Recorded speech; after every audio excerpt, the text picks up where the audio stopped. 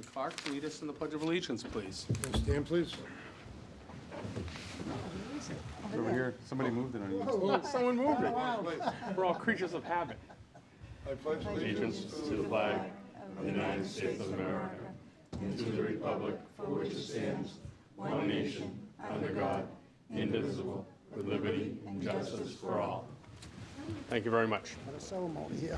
At this time, I'll entertain a motion to approve the minutes of of So November moved. 8th. Second. Motion made and seconded. Are there any modifications to the minutes as presented? Hearing none. All in favor? Aye. Opposed? Thank you. At this point of the meeting, we open up to new public business. That is, any item that's not on the agenda this evening that a citizen would like to bring up to the selectmen for consideration or discussion, you're welcome to bring things to our attention at this point. Is there anybody who would like to bring up a subject under new business? Please, Mr. Brash. Bill Bradstreet, the town meeting member, Precinct 1. I brought it up before, and because there was another article on the same subject, I thought I'd bring it up again, and that's solar power. There must be a spot in town that could be used for it. I'll give it to you so you can... I'm going to ask you to give it to the town manager. He's thank you. Thank you, Bill. Thank you, Bill. Mr. Bradstreet, in addition to bringing the paper, what is it that you believe is important for the town to perhaps do it with respect to it? At the Back microphone. to the microphone, please. I believe, as with other communities, we have some space in town that is, in a sense, dormant. It's a landfill. It's been capped, unusable. It's open to the sun, and I would like to think that perhaps with the right impetus, you could put a solar farm up there. We've already discussed that the gas that's emitted from the landfill can't be used because it's not sufficient to even have an eternal flame burning up there. But solar power, when the sun stops, we're all gone. In the meantime, we could make use of what is free. Thank you. It's just the initial cost that might be. Well, that's Finance Committee, that's not us. You know what I mean? Thank you, sir. But it's an opportune time to think about it as we move towards our budget season, so thank you. Are there any of those new topics someone would like to raise to the board's attention? All right, well, so first of all, I want to welcome all the new faces. Hello, everybody. And we hope to be friendly and open to your thoughts and ideas. Just to remind people, there are portions of the meeting which are considered open meeting, which you're all welcome to any open meeting that we have. There are other portions of the meeting which are called public hearings, in which we look to people to offer thoughts and comments. So if I don't get to that point, it's because some of it's open meeting and some of it's public hearing. So at this point, the board will consider the confirmation of appointment to the Conservation Commission. Mr. Town Manager. Thank you, Mr. Chairman. By the looks of the audience, I think we're going to lose about half our audience after agenda item number 3 is dealt with. But we have Richard Souza in attendance tonight. I had the pleasure of sitting with Rich yesterday, and he also met with Aaron Schaefer, our new principal planner. Rich he found this opportunity on the town's website and has expressed an interest in joining the Concom.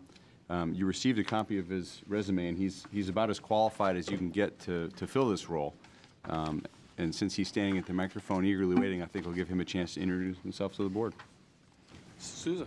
Yep, hello. I just wanted to introduce myself to all of you.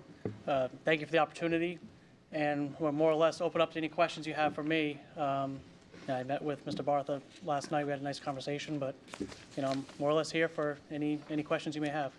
After meeting Rich, I'm done talking about how tired I am chasing 2 kids around, because he has 4 back there. So I'll start on the board. Selectman Mills? I just want to say, Richard, we're very fortunate, and thank you, Steve, for fetching a person of such apparent paper quality, and I'm sure you'll do the same. The Conservation Commission in Danvers, I've had a long, not in the last 10 or 15 years, but in my practice of the law for 25 years, we had some crackerjack Conservation Commission members. Funny thing, there were very few that had anything approaching the qualifications that you have, and notwithstanding, I guess we had other town personnel, engineers and others. it worked beautifully. And they went by the book, and they delineated the areas and went out and did, it's a lot of work involved. It seems like we're very fortunate to have you, and welcome, Richard. Thank you. Thank you. Selectman Ines. No, thank you. I actually grew up on Brookwood Lane, so Okay, unfortunately for you, you don't get to walk the tracks, but the rail trail is really good. I lived on those tracks. I want to welcome Selectman Pam Bartlett's here, and Mr. Town Manager, you don't know it, but the Bartletts have their own village, so raising children is pretty easy for them. This is just an icing on the cake, but really, really appreciate you stepping forward, and you're more than qualified, so thank you. Thank you, I appreciate that. Selectman Clark. What stood out to me immediately was the fact that you had taken a course in geomorphology, and I was my favorite course in grad school. Oh, yeah. And it's a great, we have a great layout here in Danvers for that study.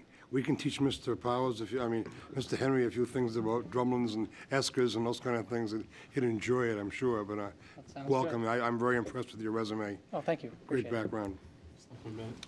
Thank you for being willing to serve the community. Really appreciate that. We need people to fill up our boards and commissions, and certainly your resume speaks for itself. And thank you more than, I'm very impressed that you are here tonight so we can meet you. I hate it when somebody says, do you know so-and-so on such and such a board? I said, no, I never saw them before. So thanks for coming. Now I can put a name to the face. Yeah, Good luck. thank I also welcome you. I also grew up on Brookwood Lane as a kid, so great. small.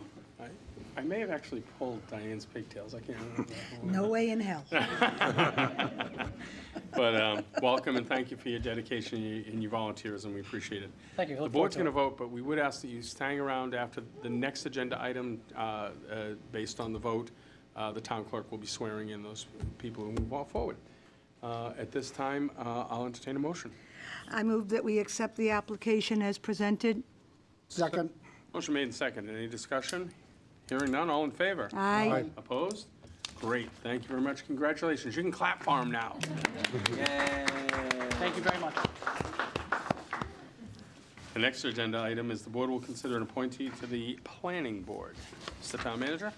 Thank you, Mr. Chairman. Sitting in the front row is Nat Sears. He also reached out to the town through the talent pool, expressing an interest to get involved with what's going on. Aaron Henry, sitting in the back, had a conversation with Nat about the opening we have on the planning board as an associate member. Despite Aaron's best attempt to talk him out of it, Nat expressed some interest in serving on the planning board. I had the chance to sit yesterday with Nat. He, like me, only has 2 kids, so I have no sympathy for him being tired, unlike Mr. Souza. Nat is an attorney, and we have, I think, a lot of confidence in Nat's ability to bring his approach and his professional background to the planning board and be a contributing member. So I don't know if you want to, we'll give you the same opportunity to introduce yourself if you'd like to go to the microphone.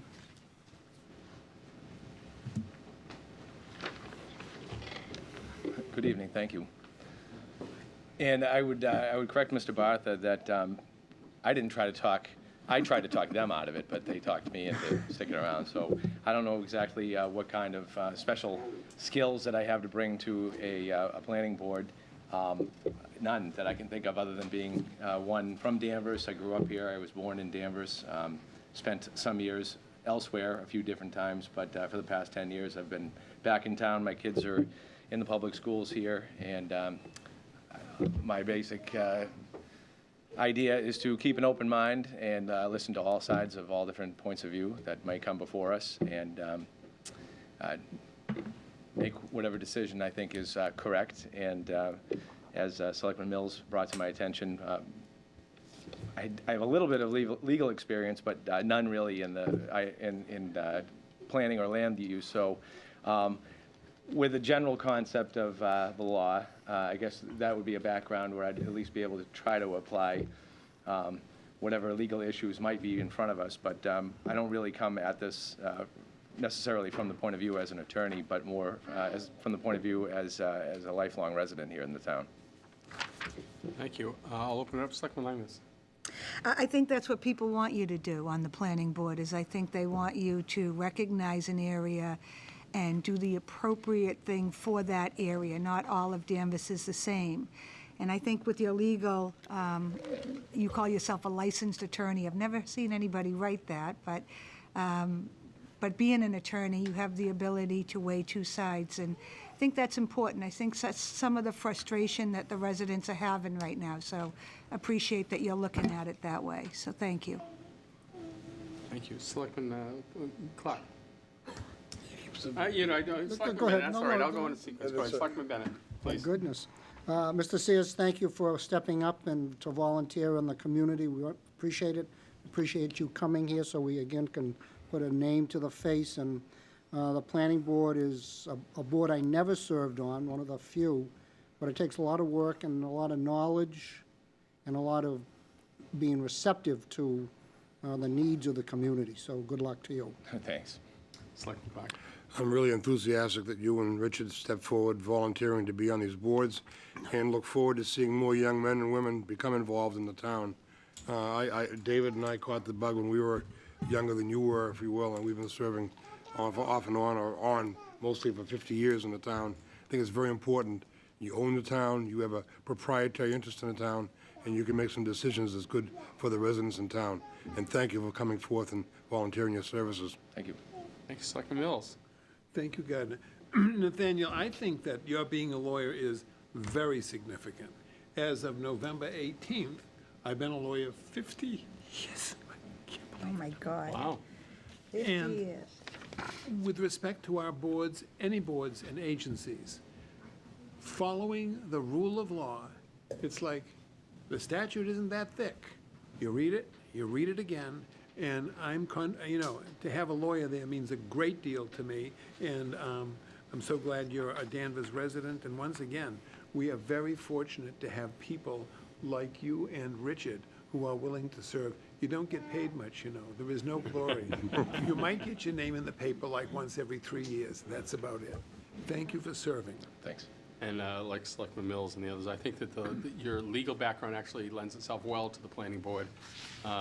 You'll be drafting bylaws, legal documents that help craft the town and what can be done. And as I learned early on being a selectman, and I'm sure you already know, there's a huge amount of difference between the words shall, will, and may.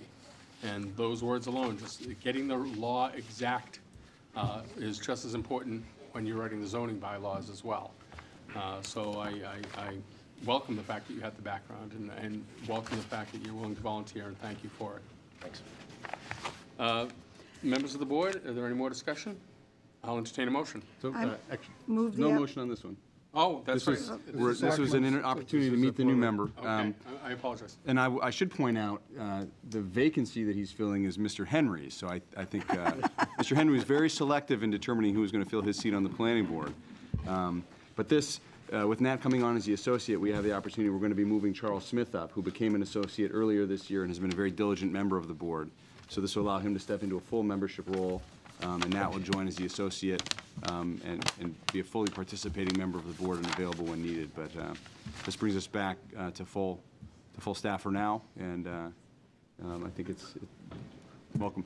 Thank you. Well, thank you very much for your willingness to serve. If you wouldn't mind, the clerk will meet you in the back room behind us and swear you in for your, so you're official at the next meeting. Going to my office. Okay. Okay? Thank you.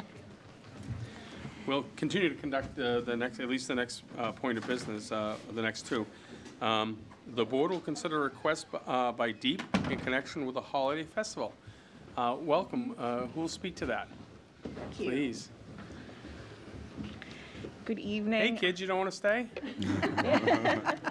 Bye. Bye-bye. You may want to hear about the next event. Super fun.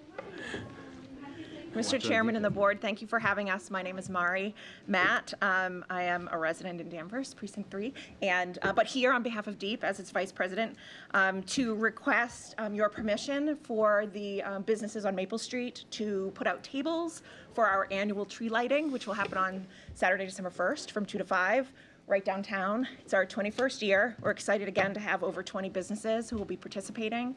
It's a great event for families, as you know, I'm sure. And so we are here requesting use of the sidewalks. We've got a lot of the local businesses right there. There are a couple from just outside of the vicinity, and then some organizations like Deep that will have a table out, and the Falcon's Nest that will sell some Falcon's merchandise. And so we're looking forward to a great event. Thank you. I'll start with Selectman Bennett. No questions. This festival's gone on for a number of years. I didn't know Deep was stepping up to run it, so thank you. Oh, you're welcome. We're happy to do it. Selectman Clark. Good luck. Thank you. Selectman Mills. Great fun, can't wait. Selectman Langley. Thank you. Thanks. Great Looking event. forward to it. Okay. My Also pres- good weather, if you could help, if you could throw that in, that would be nice too. Yeah, don't do it tomorrow. nervous. Thursday, rather. My presumption is the paperwork for the clerk is in order. Usually, it always is by the time it gets here. So I'll entertain a motion. I move that we accept the request as presented. Second. Motion made and seconded. Is there any discussion on the motion? All in favor? Aye. Opposed? So Diane, you motioned, David seconded. I'll record that. Thank you very much. Good luck to you. Thank So much, appreciate it. Happy Thanksgiving. You as well. We should have said that to everybody. Yes. I just realized it's Thanksgiving. Agenda number 7, the board will discuss topics raised in a memo from the Danvers Traffic Advisor. Oh, I'm missing one. Sorry. 6, the board will hear a report from Danvers Community Access Television representative. Welcome. Who's here to speak to this? Okay. Somebody hit those lights over there? Just the first light switch. Nope, other one. That's the very first one, yep. There we go. Thank you. So while they're setting that up, and if you Sure. want to get oriented to watch the back of the slideshow in the back, that'd be great. Thank you, Anthony. Welcome. Could you introduce yourself, sir? Sure. Thank you for having me. I'm Greg Dolan. I'm the executive director of DCAT. I've been on since the middle of July. I have not yet met everyone on the board, but thank you for having me. Those of you I've met before, good to see you again. What I'm here to do today is talk about our fiscal year 18 report. So that ran from July 1st of 17 to June 30th of 2018. So just before I got on, but I've been digging into everything, and I can give you an update on what we were doing and answer any questions you might have. Great. So, Clerk, if you could go to the next slide, please. Just a recap for the audience at home and for anyone who's here who doesn't really know who we are and how we're structured. We're a 501c3 organization that's been providing PEG services, so public education and government access services, since 2001. We have a 9-member board of directors, I think all of whom are here tonight. So thank you for coming. We also have 4 full-time staff and multiple part-time staff. Next slide, please. So as far as programming, in the last year, we did 7,394 hours of new original programming for the town of Danvers. And the way that broke out from public education and government was we did just over 3,000 hours of public, so that would be content from members of the community who do their own shows, people who do things in the studio, nonprofit organizations. We did 2,000 hours of educational access services, so that would, or educational access programming, I should say. Those would be the kind of things, school programs. We do after-school programs at all of the elementary schools. We do after-school programs with the middle school, do high school internships, and then we also do programming for the school department. So things like professional development, we do some videos for school spirit, those kind of things, helping out, really expanding the mission of the school and helping them meet their needs. And then the government side, which I'm sure you all are the most familiar with, a lot of that is gavel-to-gavel meeting coverage. We also do election coverage, and then some programming giving information on local government issues that are sort of breaking them down into a more easily understood manner. So our membership, we have about 200 active members. We got about 61 new members in the last year. So members can be anyone from an organization in town to individuals. We also do family memberships. And with membership, you can come in, you can create programming, you can get trained on the equipment, you can check out the equipment and produce programming for the viewers at home. So community impact, we did 108 meetings last year. Most of them were live. We also recorded and broadcast 63 games. Meetings are always something that I'm sure, as you know, I'm always interested in how many people are paying attention, and it's good to see an active community that's informed with what's going on. A lot of it's an accessibility issue. Either people can't get here at the time of the meeting, or in some cases physically can't get out of their house, they're housebound or ill. So having the access to government in that way, I think, is very important for the town of Danvers. So just a fun fact that they're in there, since 2013, because that's as far back as I have granular data, DCAT cameras have been used for 22,000 hours. That's 2.5 years worth of camera usage in those 5 years from our members. We also worked with 103 community groups. That includes nonprofits, school groups, things like that. We also had 9 students complete internships, including a few with Danvers Cares. I know that Danvers Cares was here a few weeks ago and reported about that program, and that's something we're excited to do and expand on in the future. And we also taught free classes for Danvers school students, and we had 151 students last year. So one thing we like to put together, even though we do not charge for usage, I think it is important on some level to see the dollar equivalent for the production services that we provide. So this is just production, what we do. So we had about 442 hours of studio production, 5,574 hours in the field, 864 hours in our editing facility, and then 185 hours at Town Hall that were filmed. And that would be about, if you're going by market rate, about a $672,000 service that we provide to the town. And then I would also add, additionally, we do provide the services for education that we do for students free of charge as well. That's sort of the quick 5-minute overview. I know you guys got a more detailed report from us, so if you have any questions, either about what I presented now or what was in the report, I'm happy to answer them. Thank you. Would you like to take the opportunity to introduce members of the board and of the DCAT community? Sure. Where is everyone? Pauline is here. Pauline Butler is our chair. Geraldine is over there as well. Ken McCullough. Scott Clem is our clerk. Kirk Jones is our treasurer, sitting in the front. John Call is the vice president. Dick Moody's hiding over there in the corner. He's a member of our board. Sandy Lane is back there as well. And I don't think I missed anyone, and if I did, please don't have it come up in my review. Thank you. Thank you. Board, I'll start with, I think, Selectman Clark, actually. You're first up. Oh, I'm no longer a member, sorry, but I just want the people in the town to realize that the finances for this organization comes from fees that are negotiated by the town, and they are the DCAT, at the present time, is the sole recipient of those fees. Back years ago, when we first had cable, I used to have a different capacity with the school department, and we were able to use some of the funds that came into the town to buy our equipment, but it's my knowledge that in the recent past, DCAT has provided pretty much the equipment for all town services, and it's just kind of interesting that this whole studio setup in this room that we're in right now cost less than our first color camera we had back in 1973. So you're very fortunate that the price of equipment has gone down dramatically, and also you can do it with one person. I used to have 5 of my kids from school down here for the selectmen meetings when they first did them, including a girl that fainted dead away in a meeting one night, and it was kind of a newsworthy. But you guys have done a great job.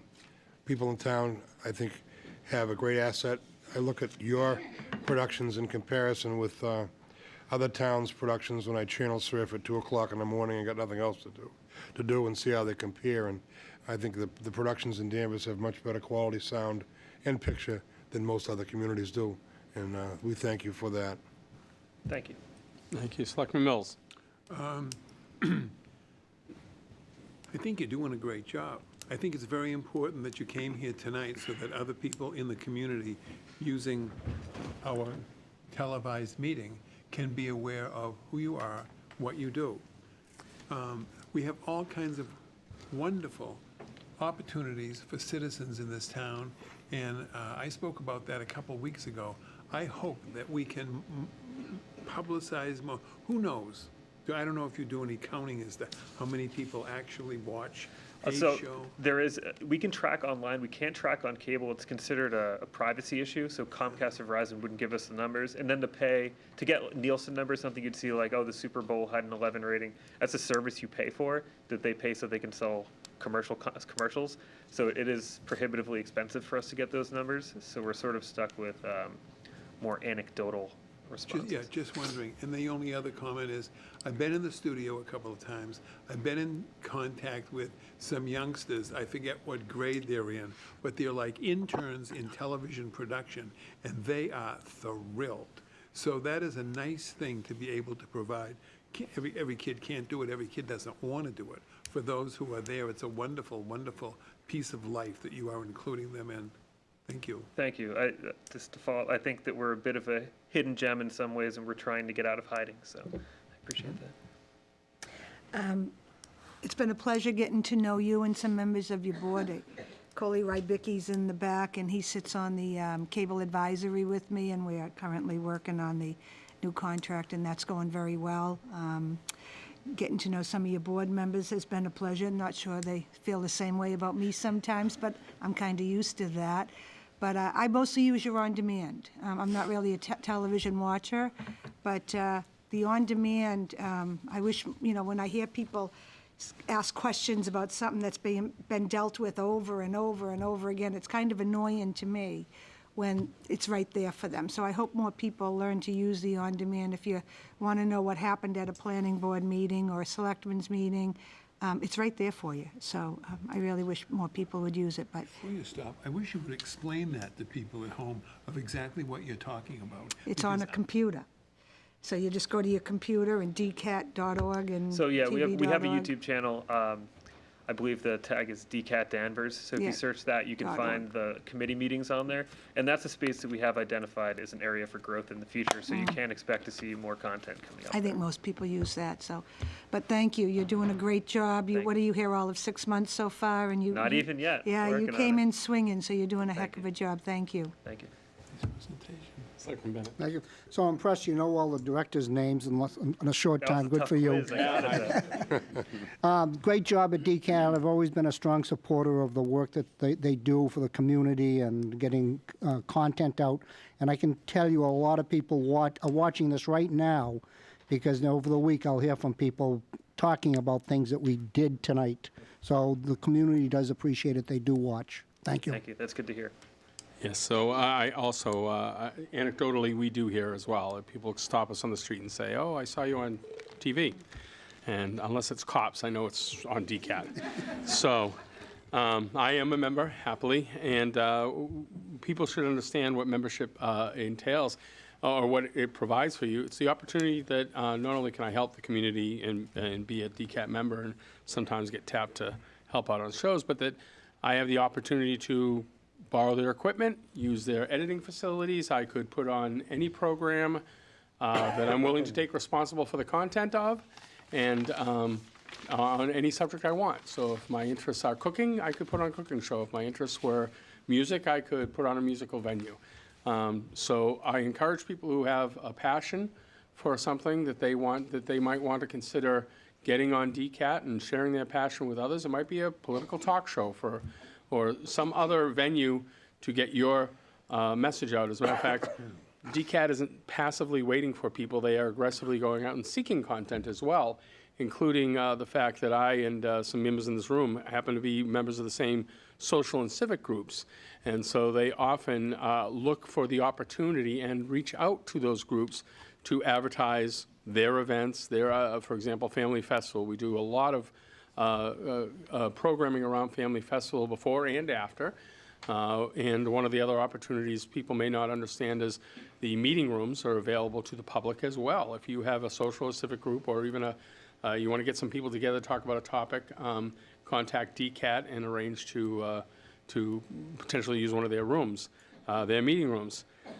Did want to mention the unsung heroes. All this programming goes on because people are willing to go to these meetings. I particularly appreciate the people in the back, and I'm saying that only because I want them not to catch me when I'm yawning on camera. So, but they do a lot of work and sit in the back. And while it is, as Selectman Clark mentioned, down to the ability of one person to manage these cameras, angles, microphones, so on and so forth, it's still a skill. It's still work. And it's important that they film it so that it does get content for others to see later, live and later. So I want to thank you very much. I think those are all my comments. So thank you very much. We appreciate the presentation. We appreciate all the board members and for DCAT for their work and for joining us this evening. Thank you. Thank you. And to anyone watching at home or anyone here, if you have any more questions, please reach out. We have an open door. And we're I'm happy sure to in hear the from you. edit, there'll be a Thank you. lot of taglines. Yeah, exactly. Contact, here's the email, here's the phone number. So thank you very much.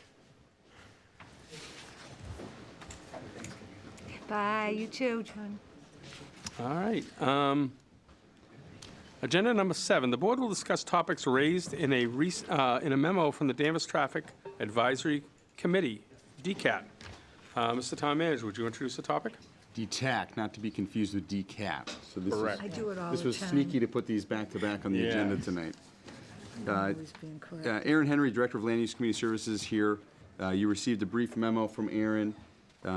There is an action item recommended in this memo and several topics that are, we'd like some input on, but these are changes that could be made without modifying the bylaws. But I'll give Aaron an opportunity to address the board and speak to some of the items that DCAT has been working on recently. DTAC has been working on recently. I did it myself. Good evening, everybody. How are you? Happy Thanksgiving. You too. I know Mr. Bennett will probably recognize some of these. I think 2 of the 3, I think, predate me. And in kind of getting myself up to speed with the process, realized going back about 6 months or so that some items that we had acted on had not made it to the board. So this is a bit of a cleanup. And there's also a little bit of a what's to come at the bottom. But for the public who doesn't have the letter in front of them, I'll just run over the 3 issues real quick and happy to take any questions. For the community members that don't know, the Danvers Traffic Advisory Commission meets monthly. Usually we're dealing with requests that we receive through the website from the public regarding maybe it's parking, maybe it's cut-through traffic. It could be a variety of issues, kind of that all broadly fall under the umbrella of traffic safety. Many of those actions that we're asked to take may involve an amendment to the town's traffic rules and orders, which is under your authority. So some of these items, we have to come periodically before the board to amend those rules. The first item on my memo this evening is one of those.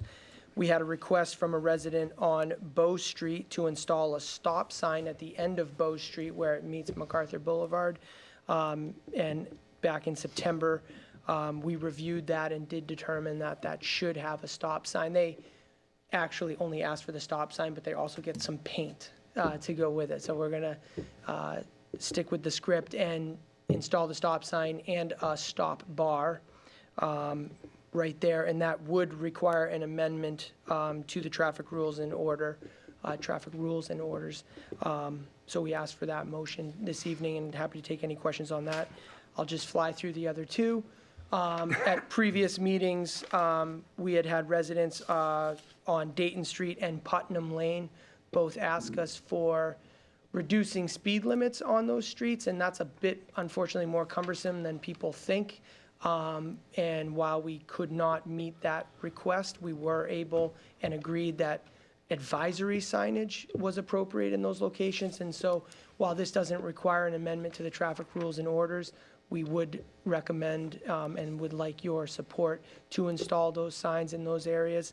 And as I say in the memo, speed advisory signs are used to inform drivers that the recommended speed is below the posted speed limit. And so again, hopefully that will allow us to increase the safety in those 2 streets. So I'm happy to take any questions on those 3 items. And then at the end of the memo, I did mention something that you'll probably see us again in a couple of months early in the new year with a few other changes we want to make to this area. Great, thank you. Selectman Bennett serves as a liaison, so I'll start with him. No, I appreciate that Aaron is cleaning up some issues. It's only a year old. It's not too bad, too onerous, but glad to see that you're cleaning up some of the back ones, bringing them forward to us so that we can address the citizens' concerns, especially with their safety issues. So I appreciate you bringing these forward to the board tonight. Thank you. Selectman Clark. I just want to thank Aaron for doing this, and also make the public aware that there is a process that you go through about getting stop signs, et cetera. And it's one that you would find, I believe, online is the Yep. method for that now. I know I tried a few years ago and didn't go through the right process and gave up on it, but I think I'll come back before I get off the board to try to get a couple of stop signs changed, and I need the help of Ms. Chief Ambrose to do it, but I think he'll be more amenable than his predecessor was, so we'll see what happens. That's it, thank you. Selectman Mills. I just respect the work of the committee, and I would support these recommendations. My only thought is speed advisory signage doesn't sound very mandatory to me. I don't know if there is any other way to deal with the speeding issues there, other than just a, we wish you'd go a little slower sign. Yeah. But if that's about what, We have to talk about this a lot, often. It's an unfortunate, and I know the chief, the speed studies often end with the opposite result that you go into the speed study to conduct. So we often don't pursue that unless we have a very good, strong understanding that we're going to end up with a lower speed limit. well, it's a very, very, very devoted committee, and so if they come up with these recommendations, I certainly support them. Thank you, Selectman Lambert. What is the speed limit on Putnam Lane? I would assume that's 25 or 30. I think the default speed limit is 30 in town? Yeah, 30, yeah, 30. so how fast are they going? It's not that, it's kind of a little windy, isn't it? yes. Yeah, the speed advisory sign would be for 25. I think the speed study, we didn't do one there, but I'm guessing oftentimes on narrow roads, people think they're going a lot faster. It's very, much less than the public thinks. When we do the speed monitoring, the speeds usually aren't nearly as high as people think, which is, again, I live in a street where I would tell you that guy was just going 55, and they're going 35, the speed limit, but Yeah. it's just one of those perception things.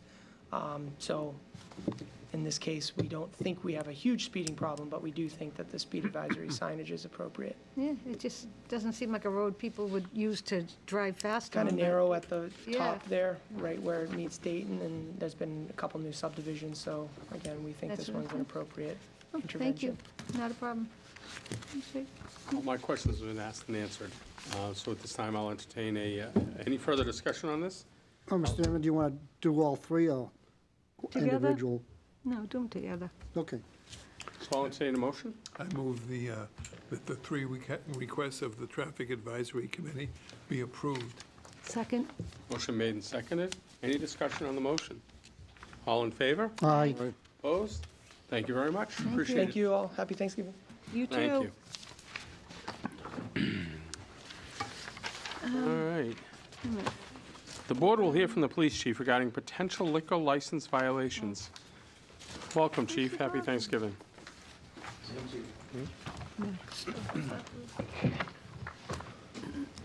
Unfortunately, I'm here before the board tonight with two violations, both which occurred at Osborne Tavern. Specifically, 204 CMR 2.052, permitting illegality on the licensed premise, to wit, Mass General Law 138, Section 69, sale or delivery of an alcoholic beverage to an intoxicated person. This occurred on November 2nd of this year at about 10:28 p.m. Officers responded down to Osborne Tavern for a reported fight. When they arrived, there was a large gathering outside. Two of the agitators from the fight were located and identified by the patrons and by the employees of Osborne's. Both of the individuals, a male and a female, were heavily intoxicated. The male was arrested on warrants, and the female was placed into protective custody because of her intoxicated state. The shift manager at the time, Christine Berg, did provide officers with a copy of the bill for the individuals. The bill included 6 Coors Light 22-ounce beers, 3 Budweiser 12-ounce, 2 Coors Light 12-ounce, and 1 Michelob Ultra 12-ounce. The manager did state that only the 6 Coors Light 22-ounce beers had been consumed by the individuals. However, both were highly intoxicated, and they were served alcohol while in that state, which led to them having an argument with another patron, and subsequently the male party of the girlfriend jumping in and trying to get involved with a fight, which led to them being removed from the establishment. So that's the first incident, if you folks have any questions. Any questions from the board on this first incident? One question, Chief. Based on our last report, are you satisfied that the bar did in fact contact the police? The last issue related to them not contacting the police. Yeah. Are you satisfied that that's not the issue? Yes, legitimate question, yes, they did comply. Thank you very much. Are there any other questions? I've got a question, Chief. Why is, all of a sudden, the last two instances, we're getting totally redacted reports from your committee, from your department? We are the enforcement committee. Why are we being redacted information? I realize maybe it's because subsequently these reports might be released to the press, but I'd like to know why. I think that was the main concern, is if it left the hands of anybody, then it's, in fact, it really needed to be redacted. But we can make amends to that so that doesn't occur in the future. I just feel it's somewhat of an insult as a enforcement body, agency, being elected by the community to uphold these laws, that we haven't got the full information to see what may happen or what might have happened. Granted, these are only names and specific spaces. I'm getting concerned now with this location. This is the second time, and you're going to give us a third time. It's the first time in my 13 years being on a board that we've had a facility come into us on multiple times. In the past, if they've had a problem, they've corrected it, and I haven't seen them again. I'm not happy about that. I'm not happy about the buzz I hear around town that this particular location has a goal of what they want to be, and we don't want that in our Danvers Square. And it's not, as I told the owner when he first had it, it's not running a Dunkin' Donuts. He's got a liquor license. They've got a responsibility to serve the people and to go to the standards that we respect and want in this community. And I thank you and your department for doing what you've done, and we'll fully support you in the future on it. I'll take care of the other end of things for the reports for the future. Thank you, Pam. Any other comments from the selectmen on this subject? Right, so on the names, because no one's been found guilty, I just didn't want certain witnesses. We had other reports where people's names were released that weren't involved. They were not the case. So I understand what you're saying, but some people are innocent and just would rather not have their names go to the press. So. Selectman Mills, did you want to make a comment, sir? Is it just on the first of the two? Right now, we're on the first of the two. I have no problem with names of citizens not being identified in the police report that comes to this board. I don't know that the names would have any relevance to a decision of whether or not the unidentified, but specifically identified patron had a certain blood level content or was observed to be so. In any event, it's also sad that this particular license holder was hearing just, I don't know, month and a half ago on another, somebody doesn't seem to be paying attention to the delivery of alcohol down there, and people are getting too drunk right there at the bar. So that's all I have to just think about. Plus, I'm just renting 22 ounce beers times 3. That's 66 ounces. I'm wondering, that's like 2 quarts. That's 2 quarts of beer. My drinking days are over, but in my drinking days, that would be a couple of quarts of beer and sitting in it. That's a lot of beer, I think. Thank you. I don't know. Thank you. I have nothing else. Thank you. I agree with Selectman Clark. I expect to see complete reports, not partial reports in the future. Thank you. So my comments are, I'm leaning in the other direction, which is, unless it's germane, the action before us is serving an over-intoxicated person, not necessarily about that person, but I'll go the way the will of the board. The names would not change my actions in one manner or the other. But nonetheless, Chief, just out of curiosity, does the report identify the time frame in which the people were served? I mean, yes, 66 ounces is a lot per person, and it's a lot more compelling discussion if it's 66 ounces in 2 hours or 6 hours. Just wondering, and certainly not in any manner questioning your methodologies.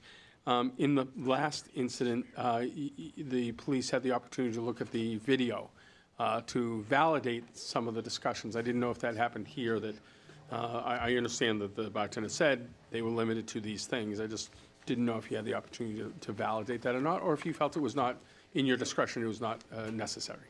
Well, we didn't feel that it was necessary. They have to go back to the tapes on this one. The establishment was cooperative. We had what we needed. The people that were involved were obviously the agitators for the incident. Nevertheless, though, they were overserved. Okay, thank you. Yeah, and when we return, if there's a way to maybe identify the first sale and the last sale, just to kind of give us a frame reference of that issue. I'm thinking that we should hear the second issue and then make a decision as a board. Does anybody want to deal with this one independently? That's fine. All right, Chief, would you bring us up to date on the second incident, please? Again, under 204 CMR 2.052, permitting illegality on a licensed premise, to wit, Mass General Law 138, Section 69, sale or delivery of an alcoholic beverage to an intoxicated person. This incident occurred on November 10th, so 8 days later, at approximately 0:22 a.m. Officer Melto, while on patrol, discovered a male subject sleeping in his vehicle behind Osborne Tavern. The vehicle was still running. The male party was heavily intoxicated. Vomit was outside the driver's door. It was an extensive period of time for the officer to be able to awake this individual. Once they did, it was clear that he was intoxicated. He could not be left alone. He was placed into protective custody. He admitted to drinking at Osborne Tavern. He was given a portable breath test. He registered a .147, and he also produced a receipt from Osborne Tavern, which provided details of what he had purchased that particular time. Later in that day, since that was 2:50 in the morning, later during business hours, an officer went down there, verified what the purchase for that receipt that was in his pocket, and as it turned out, it was for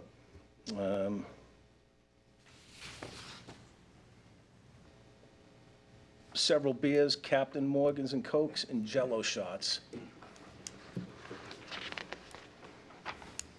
Specifically, it was 2 22-ounce flat tire beers, a 16-ounce flat tire beer, 2 16-ounce Captain Morgan's and Coke, and 5 Jell-O shots. And speaking with again with Christine Berg, the bartenders on the prior night had served that to this individual. She had stated that that was what they purchased and he cashed out and that was it. And that was accurate, except for we did some subsequent investigation into it. Detective Clarizia spoke to this individual again while he was sober. And what actually transpired was the individual and co-workers, at least 4 co-workers, went to Osborne after 5 p.m. They purchased a round of beers, Captain Morgan and Cokes, and Jell-O shots. Then once they completed that, the next individual or employee that were co-worker would buy the next round. So they went around and round and around. So they went through multiple rounds. Eventually, this individual stated that he knows or stated that he had at least 4 beers and 4 Jell-O shots. And he knew that he was unable to drive, and that's why he parked his car or stayed in a parked car instead of driving. And he had stated that he had drank too much that night. So another over-serving. Thank you. Board members, comments on this case? Chief, are you aware what a Jell-O shot is? Yeah, it's regular Jell-O and about 2 ounces of vodka usually in each shot. Okay. And then they freeze them. They mix them liquid-wise, and they put them in a refrigerator. They freeze them so they become Jell-O, and they actually contain 2 ounces of alcohol in them. Thank you. Diane? No, I have no questions. Gentlemen? Any questions? Yeah, so is Jell-O shots a normal item in a place, in an establishment? It's not that it's illegal, it's not a normal, It's not a normal, not but a normal. I'm not saying it's illegal, it's No. just a different way to ingest your alcohol. On the first report, Chief, there's no mention of the owner on your report. The second one, there is a list an owner. Is there only one owner of this establishment, or are there others? Might be a question for the town clerk, I'm not sure. As far as legal ownership, I believe there's more than one, but the manager listed is also the owner. I think that's why it was listed that way, as one owner. He's the manager of record on the license. Mr. Chairman, perhaps in this report, we should identify all the owners. I believe the owner is a corporation. The corporation? Right, so what he's saying is when they come in front of us, that's the liquor manager that we always approve. That would be Joel Hardin. Mr. Chair, that is correct. I'm sorry, I shouldn't have answered. No, that. that's absolutely quite all right. Okay, thank you. Any questions, Dan? Nope. Selectman Clark? I think we're all well aware of what is happening down there by whom. This is starting to cross over to the area of being disgusting, I think, in this town. They have got to take a more active, a proactive role in being a positive community influence and not being a scourge of Danvers Square. We had a bar room in Danvers Square many years ago that was under the investigation of the FBI and other places. In fact, I remember because we put hidden cameras in buildings not where they were to observe what was going on in the building. I can't believe that this particular business is going down this route of not overseeing their service better than they are. They can do a lot better than this. They're experienced business people. I want to expect a lot more out of them. I want to see them before us, and I want to see them having their license taken away from them for a substantial amount of time for 3 incidents within 2 or 3 months. Mr. Clerk, do you recall if Christina Berg, who was named in both of these, is one of the managers on record as for a liquor license? I would have to If you could check their that for our file, next and I time. certainly can email the board members. Yeah. Yep. And she was present at both of these incidences. And so, based on our findings, she would be responsible for the actual over-serving as she was there in both. Could you also check to see if that was the same person for the original incidents a couple of months ago? That would be interesting to know at our next meeting, at the meeting where we bring them back, presuming we do so. Yes, for the board's record, I do have that meeting was on August 7th. Thank you. If they were the same people. One day in abeyance. August 7th? Was it that long ago? August 7th, and it was 1 day in abeyance. One day in Correct. abeyance. And I was just wondering if Christine Berg was the person of record at that event as well, if our records show that. That is a guy.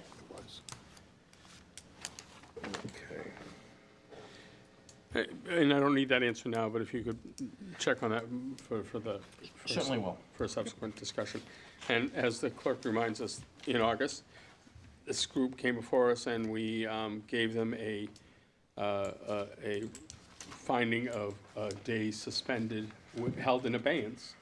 And it would be under the purview of this board now, or wait to suggest that that is now something that should be enforced. I would suggest we might want to wait till we have them before us and deal with the veracity of these reports. Again, same innocence and true proven guilty kind of thing.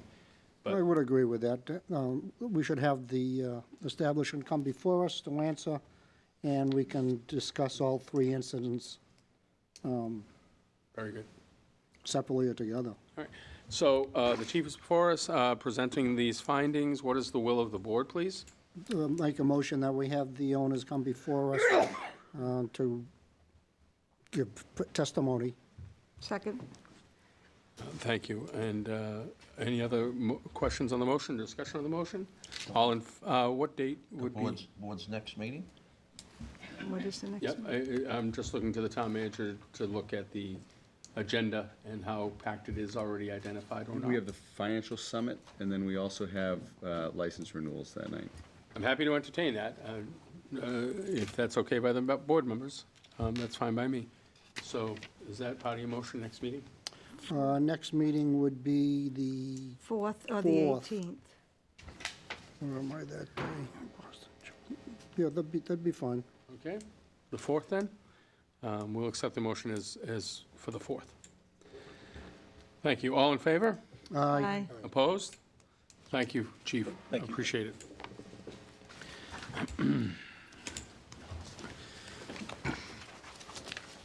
Agenda item number 9, the board will consider the findings of fact and recommended disposition of the hearing officer, Police Chief Ambrose, as it relates to an alleged nuisance or dangerous dog. Chief, welcome back. Hello? What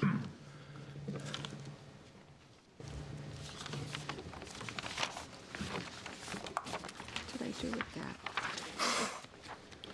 You folks have all received a copy of the recommendations, right?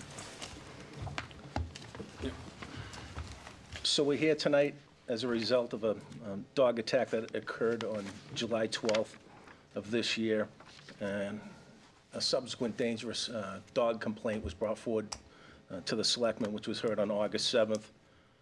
The board voted at that time to conduct a hearing to determine a nuisance or dangerous dog. And pursuant to Mass General laws, the board directed the police chief to be the hearing officer for this hearing.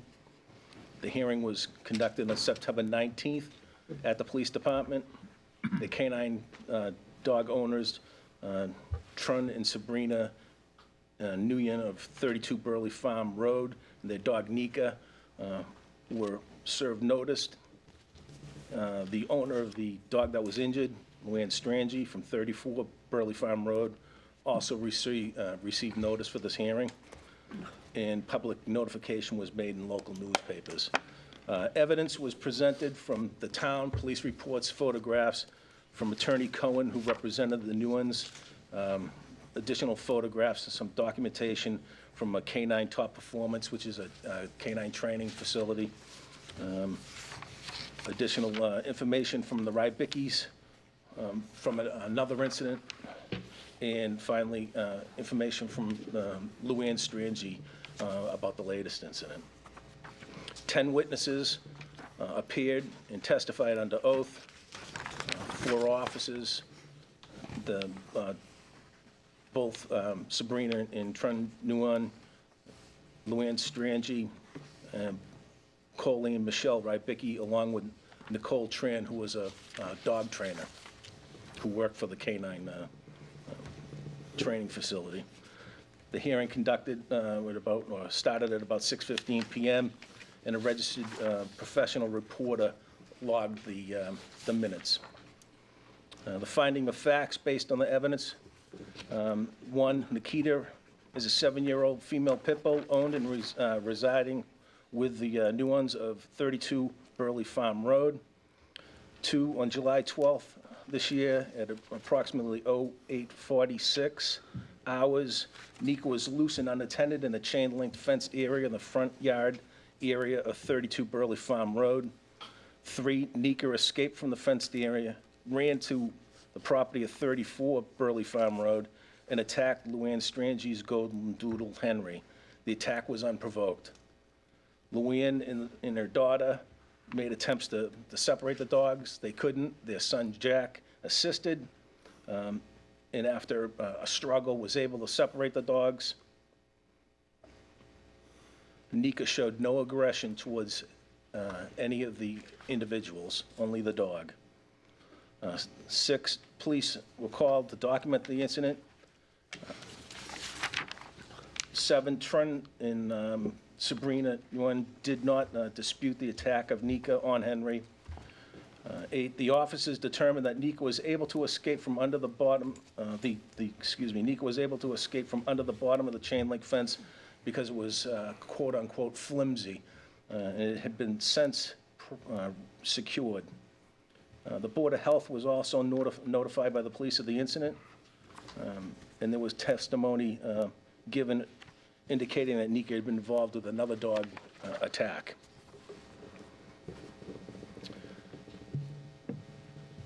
From Officer Skane's report, number 11, testimony referring to a police report dated June 3rd of 2016, reported that Nika ran after and bit a Bichon dog owned by Coley and Michelle Rybicki. The Rybickis, Michelle Rybicki had been out walking her dog, and this attack was also unprovoked. Testimony 12 from Officer Mike Chase, that he was at 32 Burley Farm Road speaking to Nguyen's, Sabrina Nguyen, and during this conversation, she did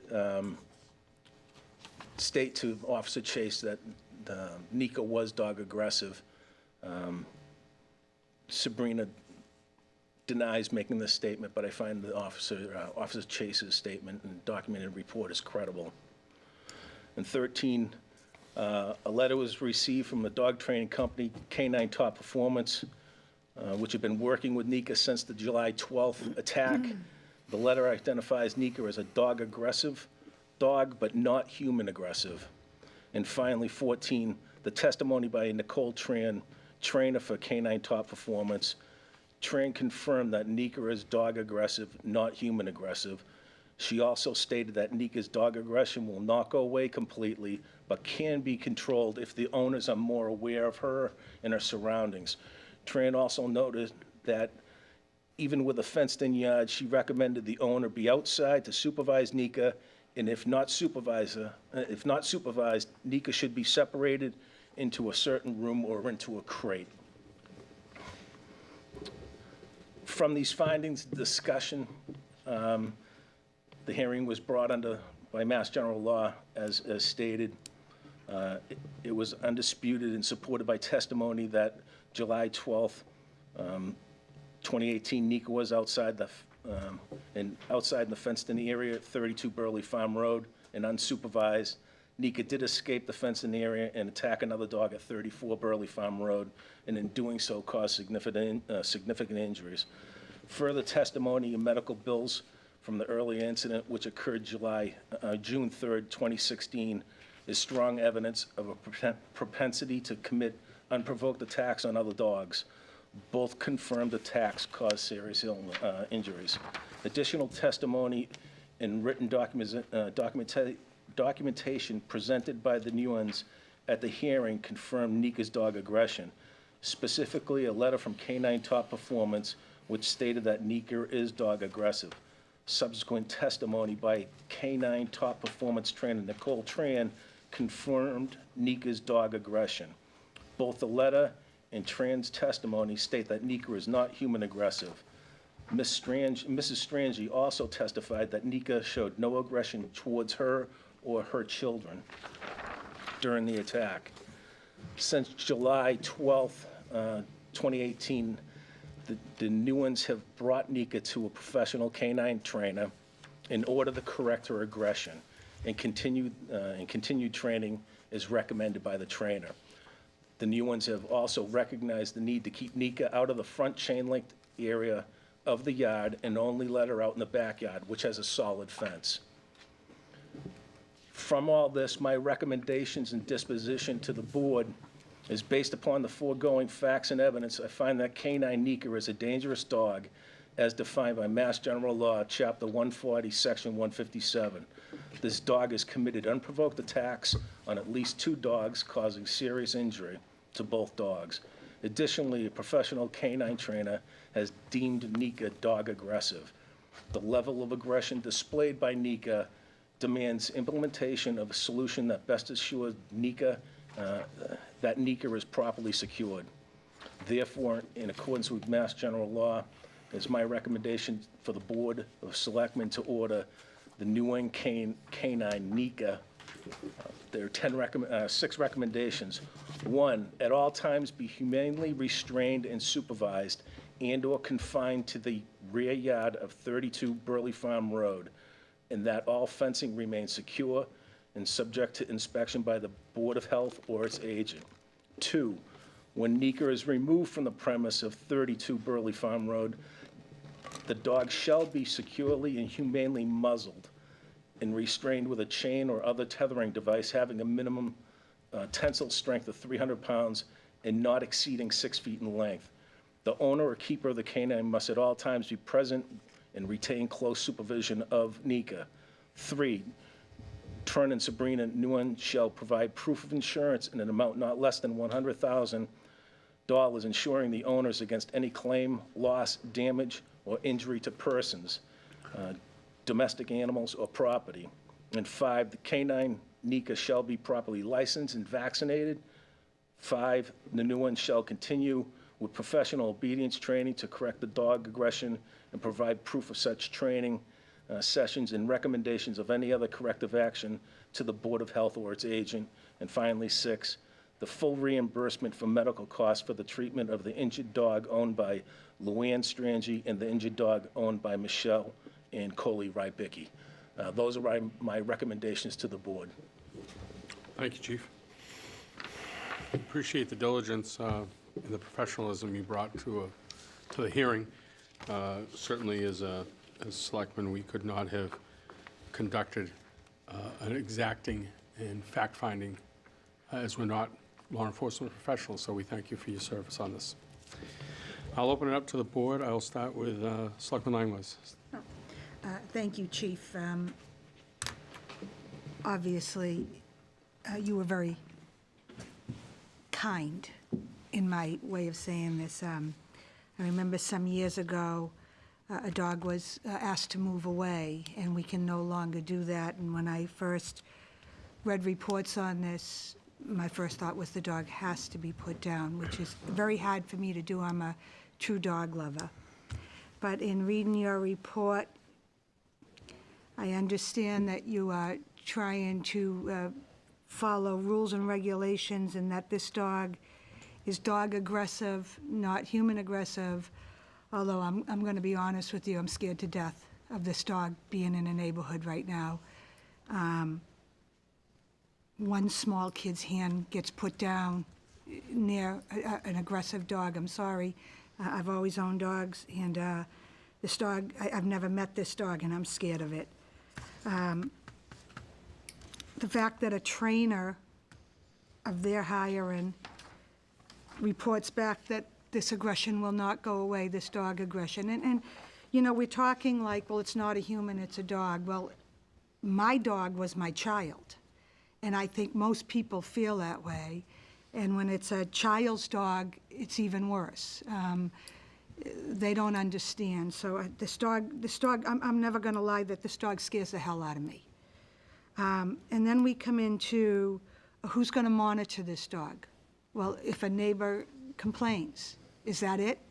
Do your rules? And wonderful job on your recommendations. You're extremely thorough. I'm really glad I didn't go to this hearing. I know that we're going to have to put some time on it, and I'll let the other selectmen speak, but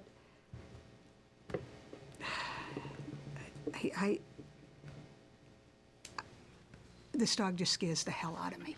So, but thank you. You were extremely diligent. Thank you, Mr. Chairman.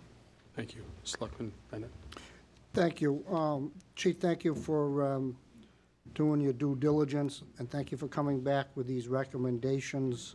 I certainly support them all. I just would make note that on number 3, perhaps we should put a time frame on the amount of when they need to acquire the $100,000 insurance, and I would suggest perhaps within 30 days. And I don't think I'd put a time limit on anything else. I think this dog is going to need to continue with professional obedience training, probably forever. Thank you. Thank you, Selectman Clark. I just want to thank you, Chief, for doing this job. I know it's not something that anyone wants to do. I've worked with animals all my life. I live on a farm. I've had countless dogs. We watch dogs. My wife does for a living. I've dealt with thousands of dogs over my life. I'm almost with like Diane. Dogs, I don't. You can name whatever you want. I just don't want to be a party of something. If something happens in the future, I'm going to feel terrible if some young child gets taken down by the dog. Certainly, they're very difficult to take off when they get going and fighting. And the few times that I've been bitten is when dogs have been fighting together, and it's pretty difficult to intervene without having some kind of a effective tool, whether it's a chair or something like that, to separate them. But this whole thing is scary, and our limitations that we have placed upon us is very frustrating. I thank you for what you've done, and I hope that the parties involved will be cooperative and carry out what our recommendation is. Thank you. Thank you, Selectman Mills. Thank you.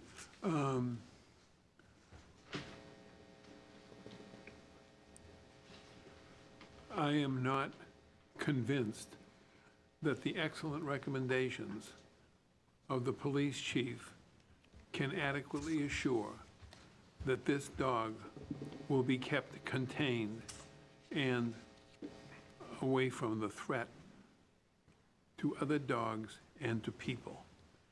It appears to me from what I have read that there is a history of problems containing this dog and being attentive to the needs of fencing. How a dog with this vicious temperament can be permitted to escape from a yard once, okay, but it seems as though it's more than once, and that is irresponsible or indicates that the owners are not capable of properly confining the dog. If there is a disposition other than euthanasia, which is something that I would certainly recommend, there has to be a probation fee. In other words, a period of at least 6 months or a year, with serious probation by the health department, but not paid at public expense. This is something that is very serious and should be paid for by the dog owners if indeed they want to preserve the right and privilege of having a dangerous dog on their yard.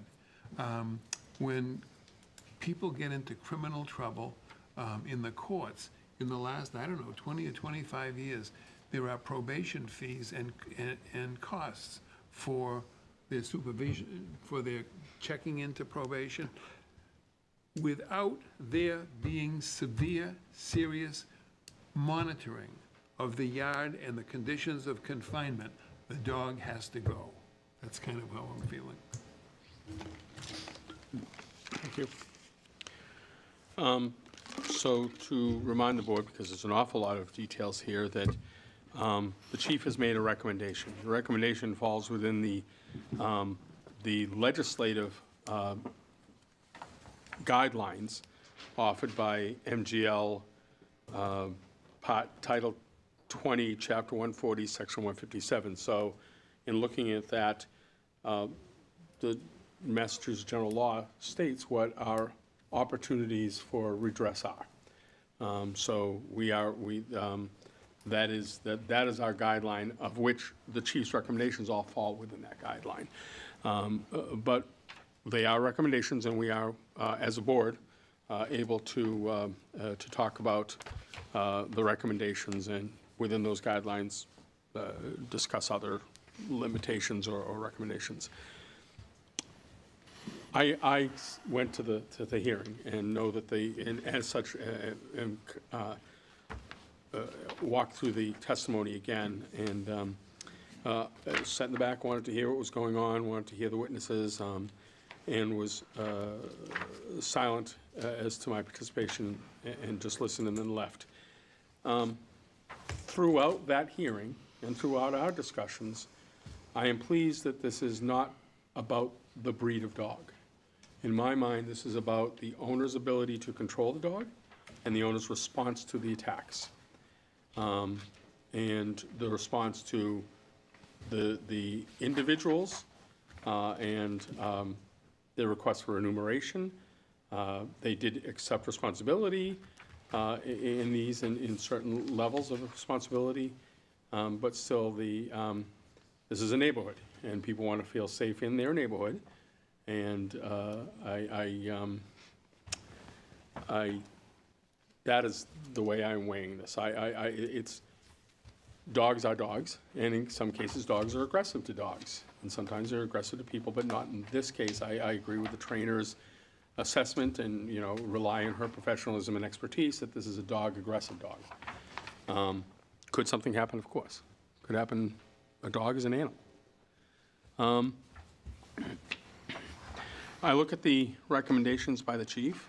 I see that they are, I consider them sound. And when I saw them, I had a couple of comments and considerations. The law states that the area should be secured.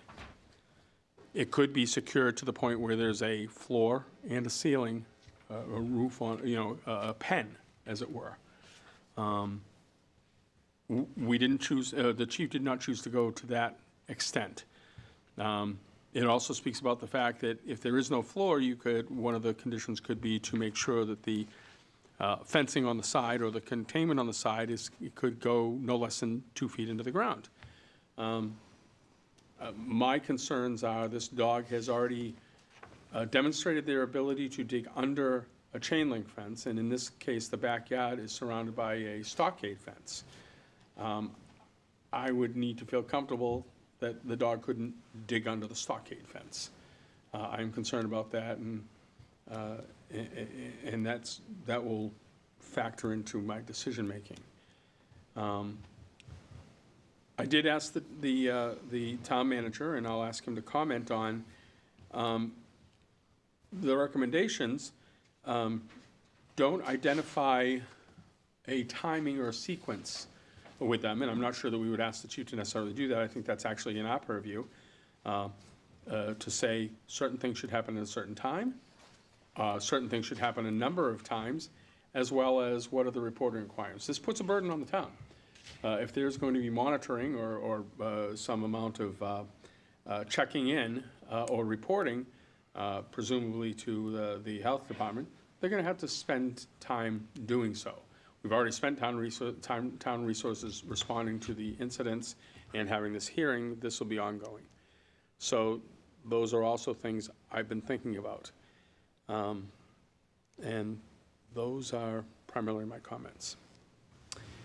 At this time, I'd be looking for a member of the board to make a motion. Well, can we just discuss a little more? Sure we can. Thank you. So nothing here says, what if this doesn't happen? So a motion, I think we need to talk a little. I'm almost shaken right now. So, you know, you're right. Nothing, it just says secure and subject to inspection on the fence. Well, dogs dig. I had a dog that could clear a 5-foot fence. So what does that mean? So if the dog digs under, well, it was secure, but the dog dug under, or, you know, the dog was able to clear the fence, so, well, it's not my fault, the dog cleared the fence. So is that it at that point? If the dog clears or digs under, there's no more coming back to the board? There's nothing here that says, and what kills me on this is, we have to wait for it to happen again. That's what this, you know, and I understand, thank you, Chief, that you follow the law, and that's what you do. And I have to follow the law, but this almost tells me, when it happens again, what happens? Because that's the only time that this gets broken, or do we tell them that if they do not report to the Board of Health, that's a violation and it's over? Because that's what I want to see. I don't want it to happen again. So it says here that I'm sorry, I'm really upset, that it has to be licensed and vaccinated. 1 day late and it's over, right? If they don't report to the Board of Health that they've done corrective action, and do we want this report to come in every month? If they're 1 day late, it's over. I mean, we have to get a little strict here. 2 dogs have been attacked. It's in a neighborhood.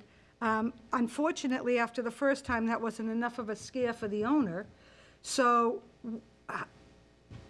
the chief has handed us the law, and he's broken it down nicely for us. But I would like us to try to avoid it, waiting to see for it to happen one more time, and then coming back. So what do we do on these recommendations, is what I'm looking for. So at this point, I'm not going to stand on ceremony. I think it's a free-flow discussion with all the members, so feel free to jump in, to comment, obviously, to rebut. I agree with some of the statements you made. I think the best thing we can do is show that we made our best effort to make sure it doesn't happen again. I don't think we can say if there's a failing, action X should happen. I think if there's a failing, they come back before the board. But I don't think that, because it depends on the severity of the failing. If they are not reporting that they're going to training, if they're not getting the vaccination, that's a violation of what we're going to recommend, and therefore should answer to that. My concern with the fencing is an opportunity we do have. The law says the dog can't be chained to an inanimate object, a tree, in a site tree, and house, so on and so forth, but could be on a run. I would be comfortable if this dog was on a run inside that backyard. That gives me a level of protection that I don't feel comfortable with simply saying the stockade fence will control the dog. So however this plays out when we make our motion, my recommendation would be in the backyard on a run. Sufficient to support the weight of the dog. There's some language based on leashes that we could adopt. Or the other way to go is to have something buried around the perimeter so the dog can't dig under. But those are my thoughts. Do we have the right to ask somebody to be on a chain in their own yard? Yeah, according to the law, it says that that is an allowable option. So if I may, Mr. Chairman, number 1, I circled at all times be restrained and/or confined. So what does restrained mean? It means it needs to be under some type of chain.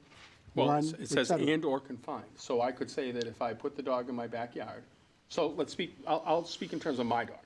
I'm a dog owner, I have a dog. I've had many dogs over my lifetime of many breeds and many sizes and many. Okay, so if I put it in my backyard, it's confined. So let's take out or, and all times restrained and confined. Take out the or. Restrained And confined. Restrained and supervised Right, and confined? and confined to the rear. So, no or. right, no or. No supervised? Get out the Somebody and has to be in the supervised? Where are you, on backyard. number 1? Yeah. No, the only word I'm taking out is or. At all times be humanely restrained and supervised and confined to the rear yard. So in reading this, here's how I read that, Selectman Bennett. Yep. I could put my dog in my backyard and have it restrained to let's say a run. And I may not be in the backyard. Are you saying that anytime the dog is in the backyard, there must be supervision? So I just want to understand the intent of the and/or to me seem to be they are in the backyard supervised, or they are confined in the backyard. It's just tricky. It's legalese. It's and/or. Well, these aren't legal terms, they're just Well, close on. Actually, they are mirror of the law. Okay. So I think we can be Well, explicit to about. Diane's concern, I understand, so to me, restrain means what? I think we can say that my recommendation would be supervised in the backyard or restrained on a lead. Would be sufficient to satisfy my concern about the dog digging under or potentially going over the fence. I don't know. I think the fence is pretty high, but who knows? Topology and, whatever, you could have a shed in the yard. But who knows that the dog gets on and gets over. I would be satisfied with It's confined to the backyard, first of all, because I certainly don't want the dog in the front Correct. yard anymore. Confined to the backyard, and it's either supervised in the backyard, or it's controlled by a run. It's restrained because. Restrained out by a Because run. the owner can't control the dog. But You gotta be restrained at all times when it's outside. Sure, okay. I agree with that. Okay. Okay, so at all times restrained and supervised and confined to the rear yard. But then you're suggesting that if that dog's in the rear yard and restrained, that someone has to be in the rear yard with them the full time? Yeah. Yep, I just want to be clear Correct. on the outcome of this. yes, that's Okay. correct. So you would advocate to that all times be humanely restrained and supervised and confined to the rear of the yard? Correct. All remain, and then all And the rest fencing. of it Yeah, so stays the basically, same. so you can go back to your original, take out the word "or," because then it means all three conditions have to be met. Correct, at all times, At all times, that dog's outside the house. correct. Okay. I just want to be Right. clear on that. And then back on number 3, we should put a time frame for getting the insurance. I suggest 30 days. Well, can we go, is everybody comfortable with number 2? That when the Right, dog it's is gotta not be on the muzzled. property, taken off property, is number 2 sufficient protection for I'm your? fine, I'm fine with it. Anything outside the fencing, I think that means. It has to be muzzled outside of the fencing. Well, it says when it's removed from the premise. Yeah, I don't like that because, again, we have somebody walking down the sidewalk. I've never seen this house, but once it's outside that fence, it should be muzzled. So let's say the dog is removed from the rear yard. not Outside just the fence, premise, yeah. rear yard. I think it says what you're looking for already, Diane. when It does? Yeah, Okay. I think it says what you're looking for. Because it just says from the premise of 32, which means if it's in the front yard, it just scares me. So for complete clarity, I'm sorry to harken back to number 1 for 1 second, then I'll get to you, David. In the house is in the house. We're speaking about not in the house. So when it's not in the house, and it's either in the backyard or, if it's in the house, it's in the house. We're not expecting, It's Okay. not here. well, I want to be clear. If we're going to ask for conditions that people have to follow, it says all-time humanely restrained and supervised. So I would change number 1 to say, when not confined to the house, at all times be humanely restrained. Which is to say, if my dog's in my home and I leave the home, it's in the home, it's locked in the home. So I want to be as fair to everybody on all sides here and just make sure we're clear on that. Okay. It's either or, I mean, they're talking Okay, about so being I would outside. preface number 1 with, when not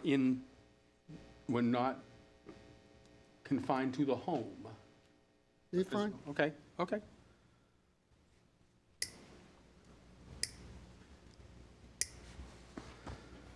Okay, so when not confined to the home, it has to be in the backyard. When not in the backyard, or off premise. Number 2 kicks in, and there are conditions of Correct. restraint. Yep, Number 3 is the Yens shall provide proof of insurance. within 30 days. And you want to add the condition 30 of days within from 30. today. Okay. Is there any discussion? I'm sorry, And who are David, they going I, to provide proof to? I did jump ahead and I failed to re-recognize Selectman Mills. Excuse me, guys, I didn't mean, I've been trying to follow all this. As far as restraining and keeping the dog confined, I would not be comfortable approving recommendations until there were plans and specs here. It doesn't have to be drawn by an engineer, but it's got to be really serious about the depth of fence, where it's going to be, and how evidence that this dog will be confined. And until that happens, I cannot be in favor of allowing this dog to continue. I have a dog.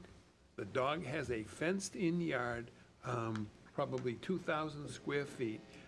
It has withstood the test of time since 1982. It can be done. And simply to say humanely restrained and supervised or confined to the rear yard, that would be like saying you can sell alcoholic beverages on the premises at 47 Smith Street. That's not how licensing happens for alcohol.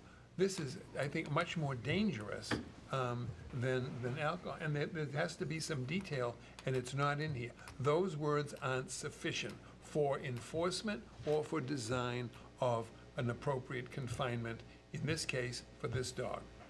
So, if I were to approve anything that said, and that all fencing remains secure and subject to inspection, and that before and that there must be plans and specs showing what will be used, what equipment will be used, what area will be set aside for the confinement of the dog.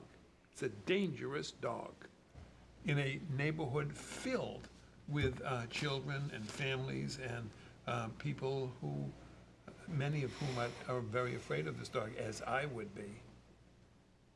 I need plans and specs in connection with paragraph 1.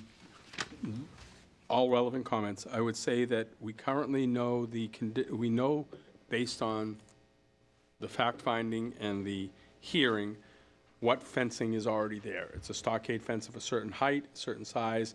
It connects to the house, it wraps around the yard and connects again to the house and is secured, and there's a gate there. But what we're saying is when it's in the backyard, it's not, the confinement isn't just the fence. It's three factors based on the discussion that Selectman Bennett initiated.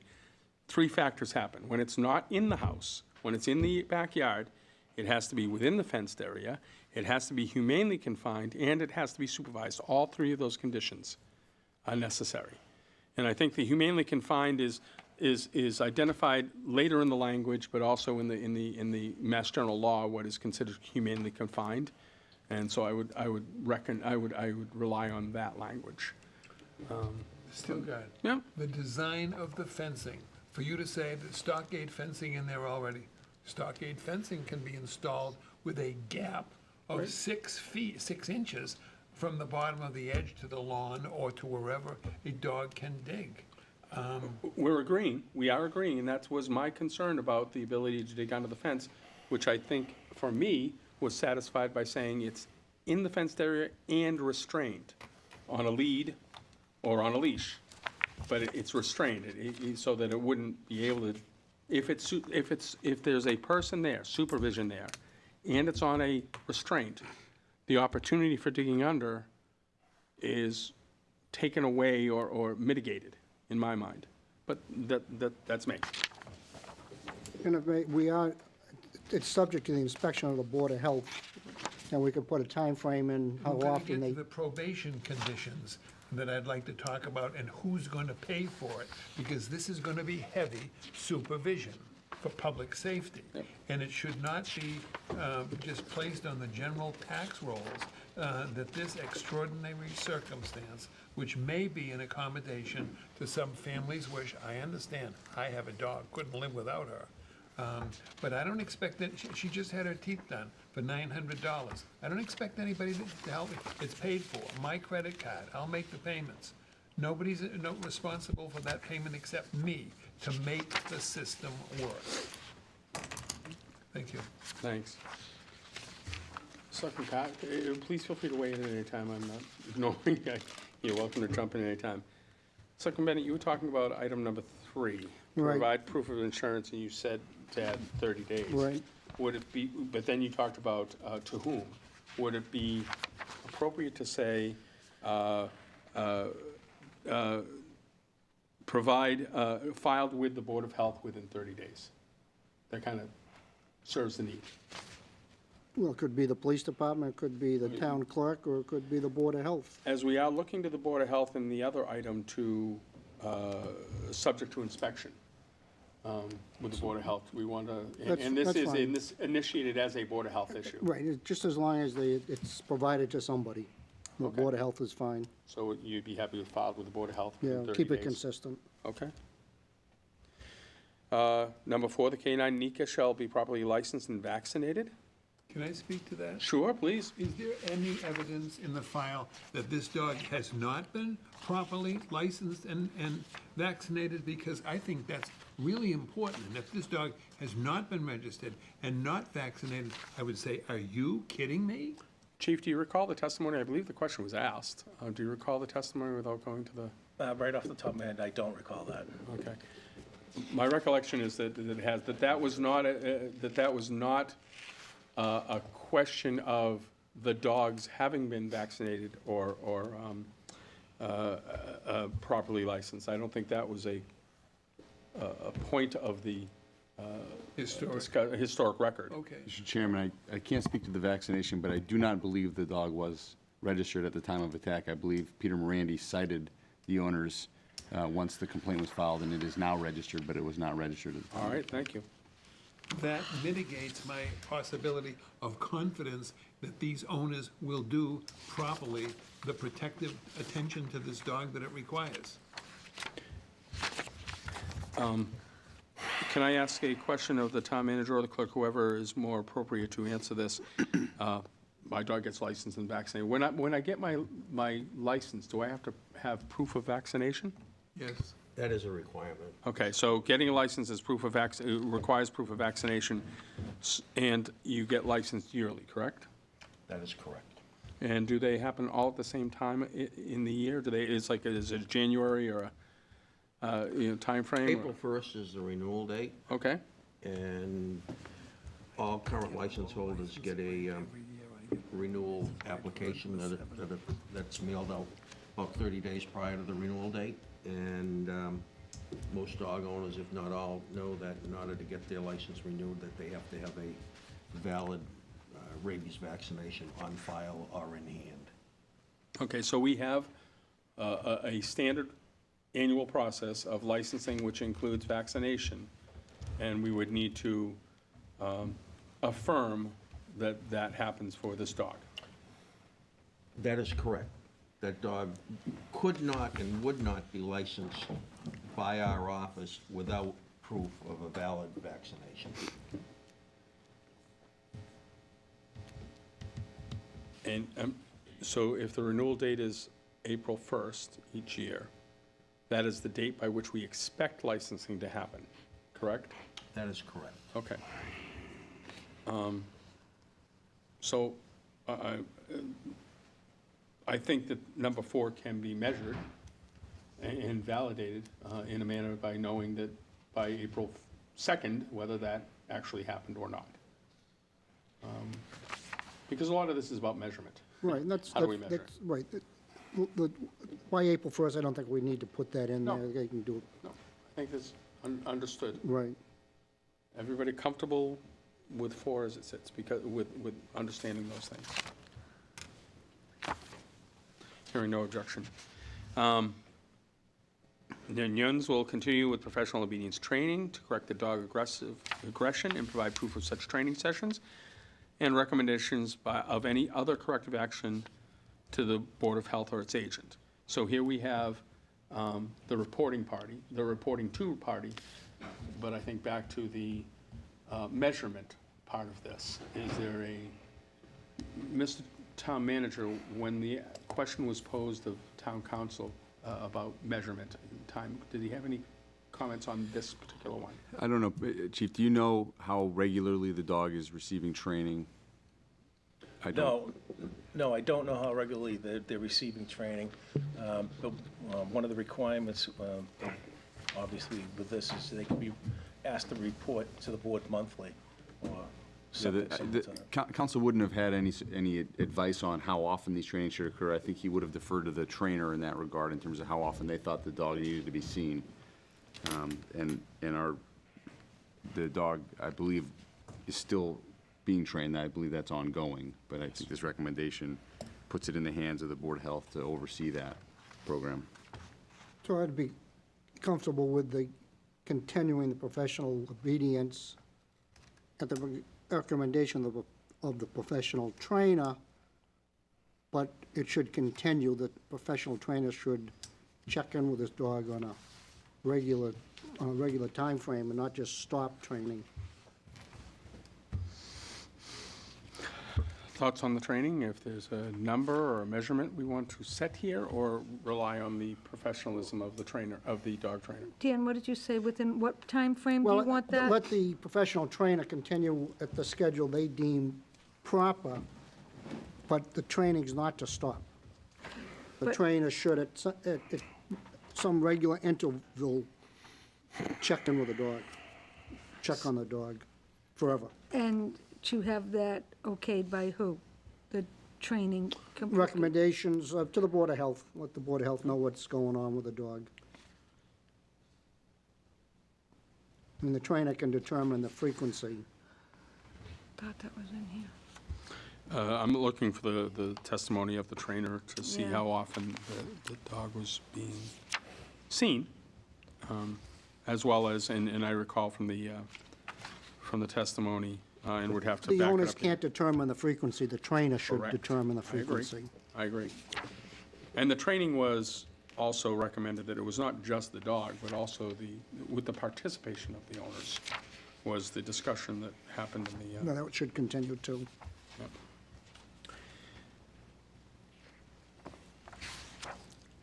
So how do we want to make the measurement clear for all parties interested? May I comment on that? Please, open I forum for the have a board. feeling that we are in the position of the board of attempting to design a mechanism to fix a problem that belongs to some citizens, and that it is incumbent upon them, like anybody else. You know, when the oil spill went down in the Gulf, you know, in Sinclair or whoever spilled all that stuff, Sinclair didn't say, well, will you tell me how to fix this? It's your problem, fix it.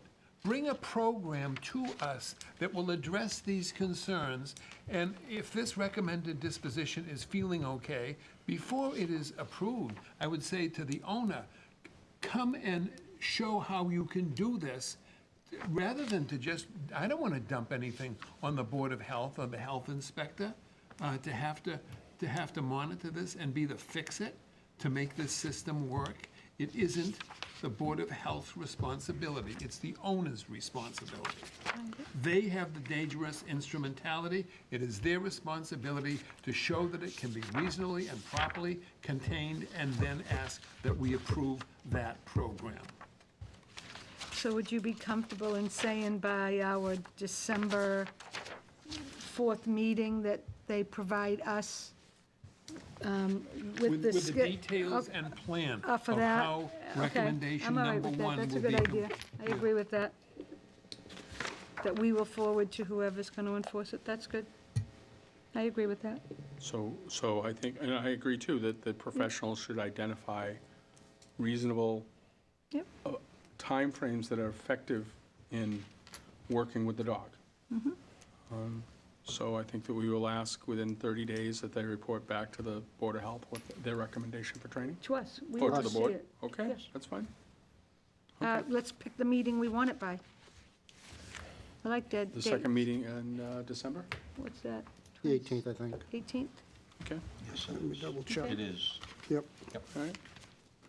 And from that That's- point, that's- I we'll think that's reasonable. Yeah, make yeah. that For holiday condition this week. yeah. part of our conditions. The last is a full reimbursement of medical costs for the treatment of the injuries to the dog owned by the Strangies and by the Rybickies.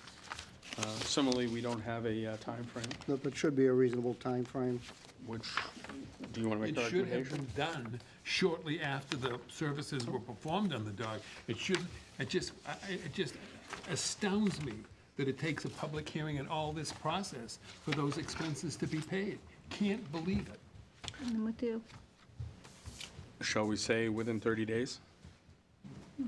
Okay. And in the testimony, the bills were identified. You got Yeah. copies of all the vet bills, didn't you? Yes. Looks like, yeah, that's what I thought. I saw that in the exhibit, so. So within 30 days, based on the provided testimony? Right, yeah. The bills and I'm the assuming testimony. that that's all of them. Okay. This speaks to, I think that I've, in my mind, we've identified the steps with, actually minor modifications, more clarifications. just the dates. To the recommendations, adding dates and some clarity. One thing that we don't have here is, I do with that. I don't know if it needs language or not, it's to the will of the board, is that if these conditions not met, we'll be calling them back for a hearing for further Well, we'll action. call them back in 30 days to, with the Action insurance, Correct, but after that, we can determine then what to do. 6 months from now, the Board of Health says certain reporting isn't happening, or April 2nd comes and the dog isn't licensed, we should state that the outcome of that is to return to us for a hearing. Okay. Or do you feel it's unnecessary? You want a 6-month follow-up? Again, it's open to the board. I just want to make sure, Mr. Town Manager, your recommendations? Well, Or thoughts? I would point to, you should have received a copy of Chapter 140, Section 157 Yep. with your materials tonight, and I'm going to make sure I get this right. Section, I think it's Section 2, subsection H, which is on page 5 of 6 in the materials, starts by saying that if an owner or keeper of a dog is found in violation of an order issued under this section, which is what we're talking about, the dog shall be subject to seizure and impoundment by a law enforcement or animal control officer, which I believe means it would end up at the Danvers Animal Hospital, and that would be, I mean, what statute spells out in terms of. So that's sufficient. So Yep. section H, of that language should be identified as part of our recommendation. Because again, we are not following the exacting language of this law. We have chosen portions of it at varied degrees. I do think, I mean, we can add that, I do think by saying in accordance with MGL, and we've specified this, Section I don't H. know that we need to That's spell fine. out the subsection. No, we don't. I think that's In that implicit. case, we're going to embrace that language exacting. Okay. So to go back over this, we're, again, thanking the chief for the recommendations. We are enhancing the recommendations. Number 1, modified to say, when not confined to the house, at all times humanly restrained, supervised, and confined to the rear yard. We're removing the word "or" there. Section 2 was sufficient. Before you leave there, Guy, on Yep. section 1, and that the method of securing and assuring this shall be presented by the dog owner before the final disposition of the matter. In other words, that the fencing remains secure, that should not be on Peter Morandi's head. Correct. It should be specified in a design and a drawing as to how it's going to be done, and it can be done. So I'm hearing your concerns and taking them to heart. I think that we will add I would suggest we add a section that says that the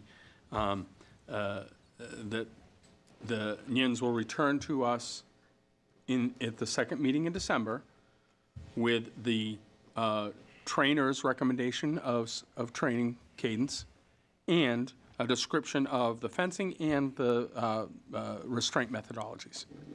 Then we can decide if it's sufficient or not. Okay? Does that- sounds that- good. That's a start, and if it isn't, we just say, no, that's not good. Right. Can't imagine why it's not already here, but it isn't. But we're asking them to come back anyhow, relying on the training professional's identity of training schedule. At that point, they should describe the fencing, the how it works, and as well as the restraint they'll use. Is that sufficient for you? Does that help you? Yeah. Okay. Number 2 was as is. Number 3 was amended, was modified only to say the insurance ownership will loss damage and filed with the Board of Health within 30 days. That clock starting at the approval of this action tonight. Number 4, the K-9 NECA shall be properly licensed and vaccinated. I think that was sufficient. We have sufficient controls on that. Number 4 was left as is. Other than to say that that schedule of training will be identified and we'll modify it at that point. And number 5, the full reimbursement will happen within 30 days. Those were the modifications I noted while we were having our discussions. And then, again, further, that the Nyens, and I apologize if I'm not pronouncing the name properly, will return at our second meeting in December to let us know what the professional trainer has identified as the schedule or cadence, and to describe the fencing and the restraint. And I believe we said any violation will come under MGL. You are absolutely correct. And then we Right. would add, any violation will come under that Section H of the Mass General laws. So moved. Second. Is there further discussion on this? Is there anybody else who needs anything else modified? No more discussion? All in favor? Aye. Opposed? So the actions that have 30-day limits are the reimbursement and the providing the proof of insurance. The other issues, we'll see you back on the second meeting in December. And just for the board's, just for clarification, so we will modify this document tomorrow and have the chief sign it as was drafted, and get that delivered. There is a 10-day appeal period afforded under state law, so the will of the board tonight is an appealable decision. After the 10 days, then it would be binding. And we'll certainly communicate with the attorney and the owners in terms of what the next steps that the board was looking for were tonight. So, Knowing that, then I would suggest that our 30-day clocks for two of these items start after the appeal process, after the appeal time? Or do you want to start it now? Start it now. you could start it now. Thank you. It would, I mean, that would be, the first 10 days of that 30-day window would be the appeal period. And obviously, if an appeal is filed, that would stop the process that was initiated tonight until that's remedied through the courts. Very good. Thank you very much, Chief. We appreciate it. We Thank you, appreciate Chief. all the parties who participated in the public hearing.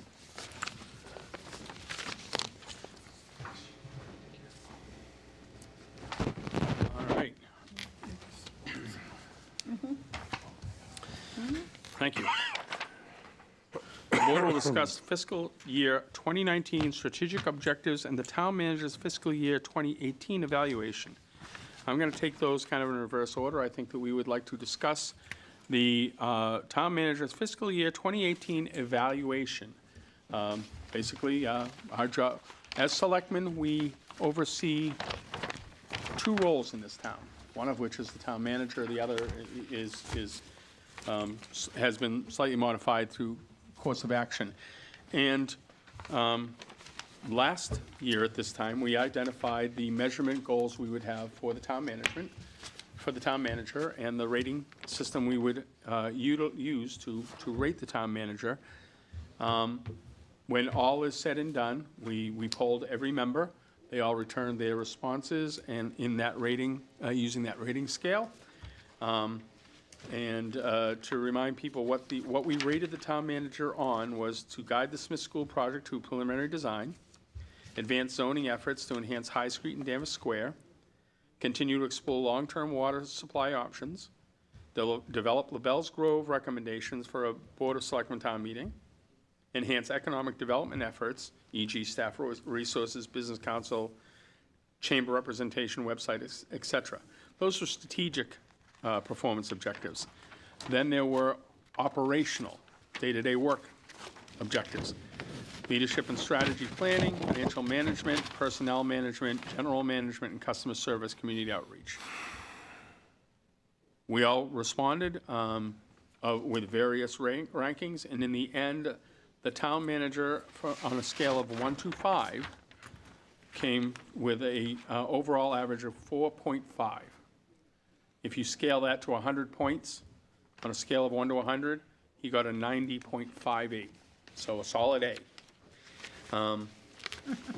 These were the findings of the board, and we've had the opportunity in subcommittee to speak to the town manager about it, and in executive session before this meeting. That's exactly what the executive session was, a non-union professional, we were ranking them.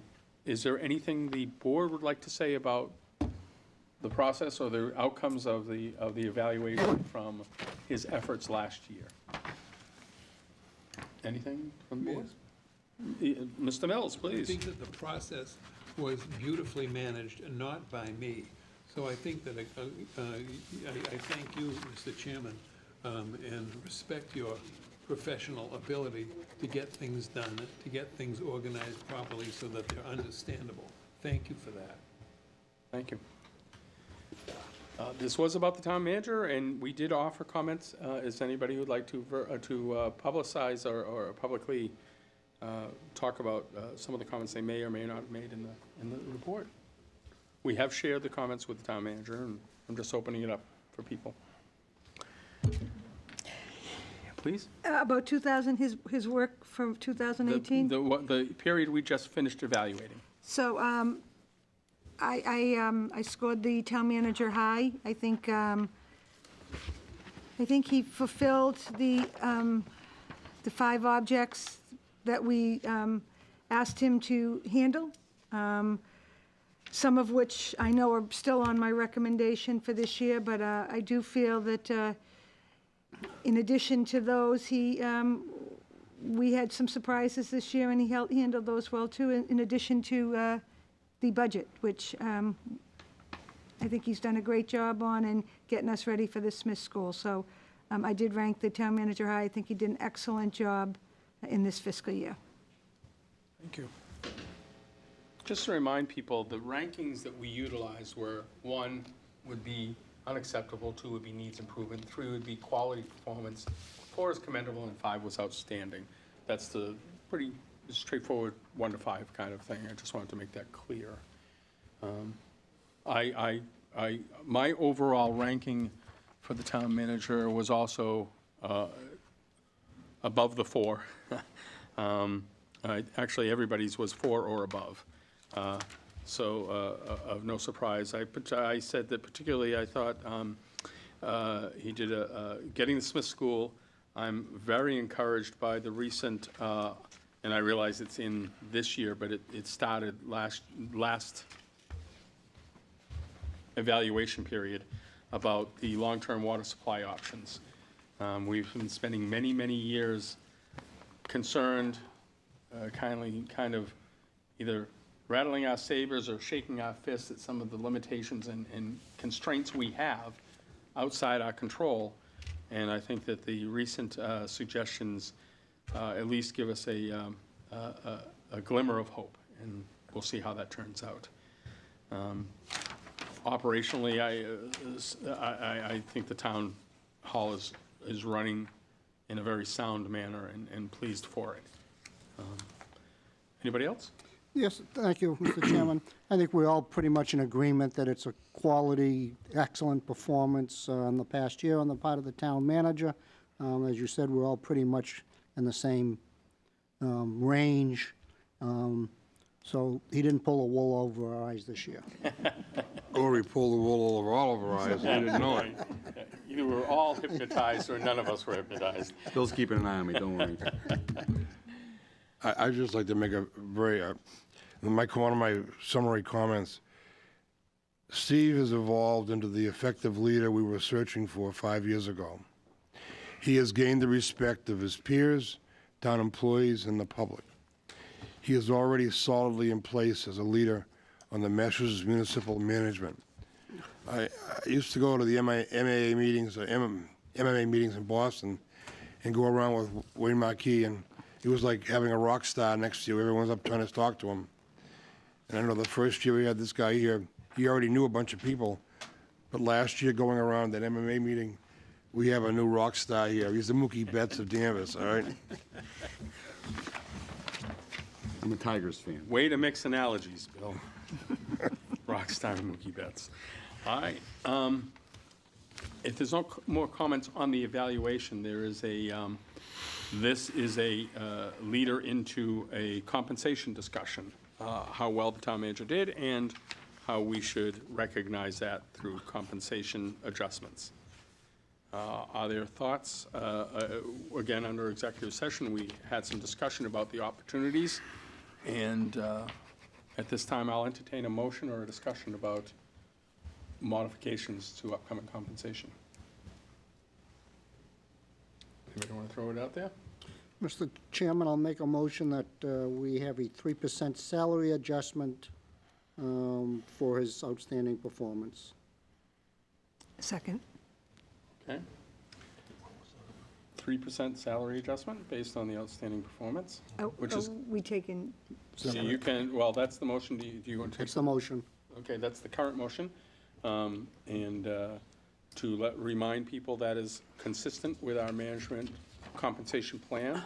and the measurement and that we did for all of the other town managers. So regarding a compensation increase, 3%. Second motion, any other discussion on that motion? All in favor? Aye. Aye. Opposed? Thank you. Mr. Chairman, I also make a motion that we adjust his 457 plan up by 1% of the base salary this year. Second. Motion made and seconded. So I wouldn't, 1% is really much lower than what I had thought, so I would agree to 1.5 at my lowest, but 1% is just too low at this point. I think I should, for those in the public who may or may not be unaware, the 457 is a retirement initiative, not unlike if you're in the private sector, a 401K. This is, and maybe if you could just give a little more detail on, Mr. Town Manager, what 457 is, the mechanism that is being discussed? It's analogous to a 401. Okay, that's it's a retirement sufficient It's a enough? Okay. government 401. All right. And the maximum amount, well, he's not over 50, so you can't put in the catch-up number. So I have a motion. Are you asking to amend the motion or discuss the did motion? amend it. Oh, you did amend it, Oh, yeah. okay. The motion has been amended. Is there a second to the amendment? Second. There's a second to the amendment to increase that to 1.5. Is there discussion on the amendment? Hearing none, the amendment will be voted upon, and if passed, will become the main motion. All in favor of the amendment to increase the number to 1.5%? Say aye. Aye. Aye. No. Opposed? No. So it passes. Therefore, that becomes the main motion. All in favor of the main motion now being 1.5%? Any discussion on the motion? All in favor? Aye. Opposed? No. So I think it was finally recorded as 4-1. Thank you. Steve, we thank you for your service once again. Good job. And just one last piece of information on this. Mr. Bartha's 5-year contract is coming up shortly, and I have asked Selectman Langlois to work with me on a subcommittee to discuss upcoming contract negotiation points and direction, which we will then bring back to the entire board. May I say a few words? Absolutely. That's the most awkward 2 minutes of the year for me, but I want to comment on the conversation that preceded it, and I think I remain very grateful to this board. This is the board that hired me, and it's hard to believe that the 5-year contract is coming to an end next year. But I've enjoyed the time here. Danvers presents an opportunity to practice my profession in the purest sense. I'm surrounded by good coworkers, and it's a supportive board, and it's frankly a supportive community of the work we do. We did a citizen survey in January of 2017, and this is a community that across the board rates its services that it's receiving at 95%, 90 to 95% or above, and expresses a level of trust in its local government at numbers that are significantly higher than the national average, which I think is a testament, obviously, to Wayne Marquis and his team and the town managers that preceded Wayne, but also the boards that preceded the current board in terms of putting a framework in place that works here. And so it's been my pleasure to serve at your pleasure, and I am looking forward to figuring out what the next 5 years will look like. So thank you. Thank you. Thank you. Thank you. The next order of business is to discuss the measurements by which we will rate town manager at this time next year. We have fallen into have a pattern of identifying 3 sections, one being strategic initiatives, one being operational, and then a third option for each of us to recognize special achievement and discretionary performance. We have split those up as in a manner that is 40%. The strategic goals were 50% of the measurement, The operational performance objectives were 40% of the measurement, and the special achievements or discretionary performance was 10%. Are we all comfortable with that as the measurement split at this point? Not the content of the measurement, but the measurement split as a model. Is there anybody who sees any reason to modify that? Which one do you want? B? I'm just saying that we do 3 measurements. Yeah. Oh, okay. yeah. Strategic, Fine. 50%, operational 40, special 10. Is everybody comfortable with that division of measurement?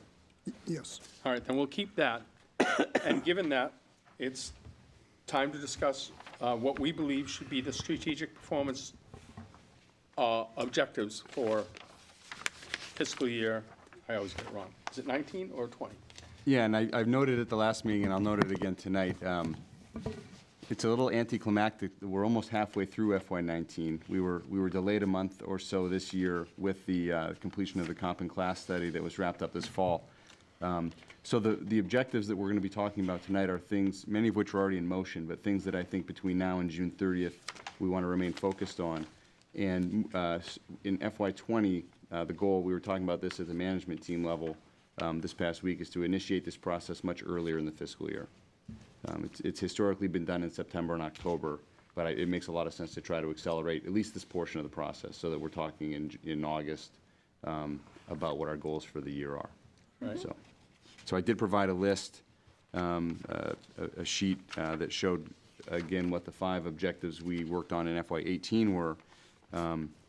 And I tipped my hand tonight because one of the members asked me to make a photocopy of mine, so you can see the ones. I found my blanks, so Okay, I good, all ignored right. those. So I noted, I marked a few that I thought were I've ignored them. important. Good, excellent. So I'm happy to explain why the list is the way it is, or we can just open the discussion. Well, can we just open the discussion? Just Mr. open the Chairman? discussion. Anybody would like So to I'd like pick to. and choose or I'd like add? to point out my top 4.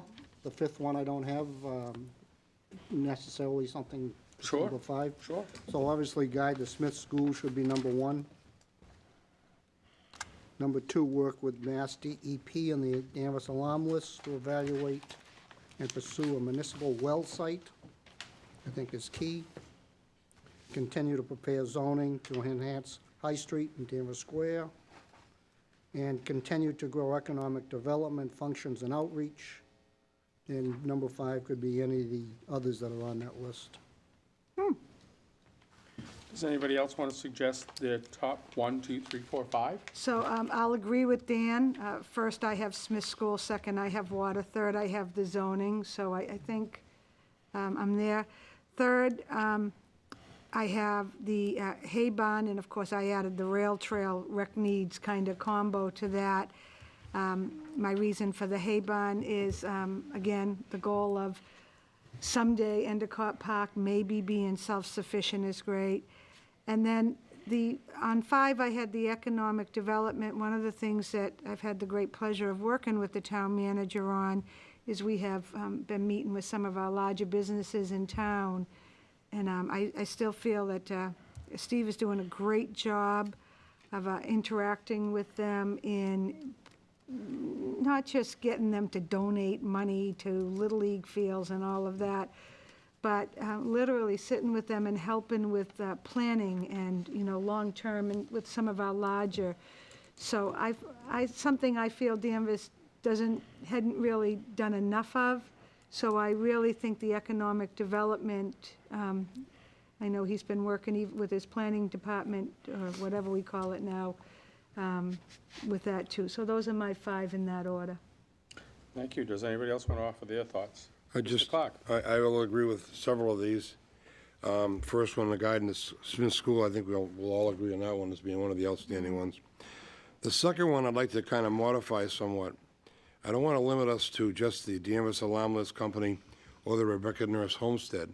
I would like to look at the report that Steve had to see other locations, because there are other locations, I believe, within a fairly prime area for water that are on the coastal plain, and at least one of them is owned by the town already, and that's what was bought originally in the 1970s for the new high school, and it was never built.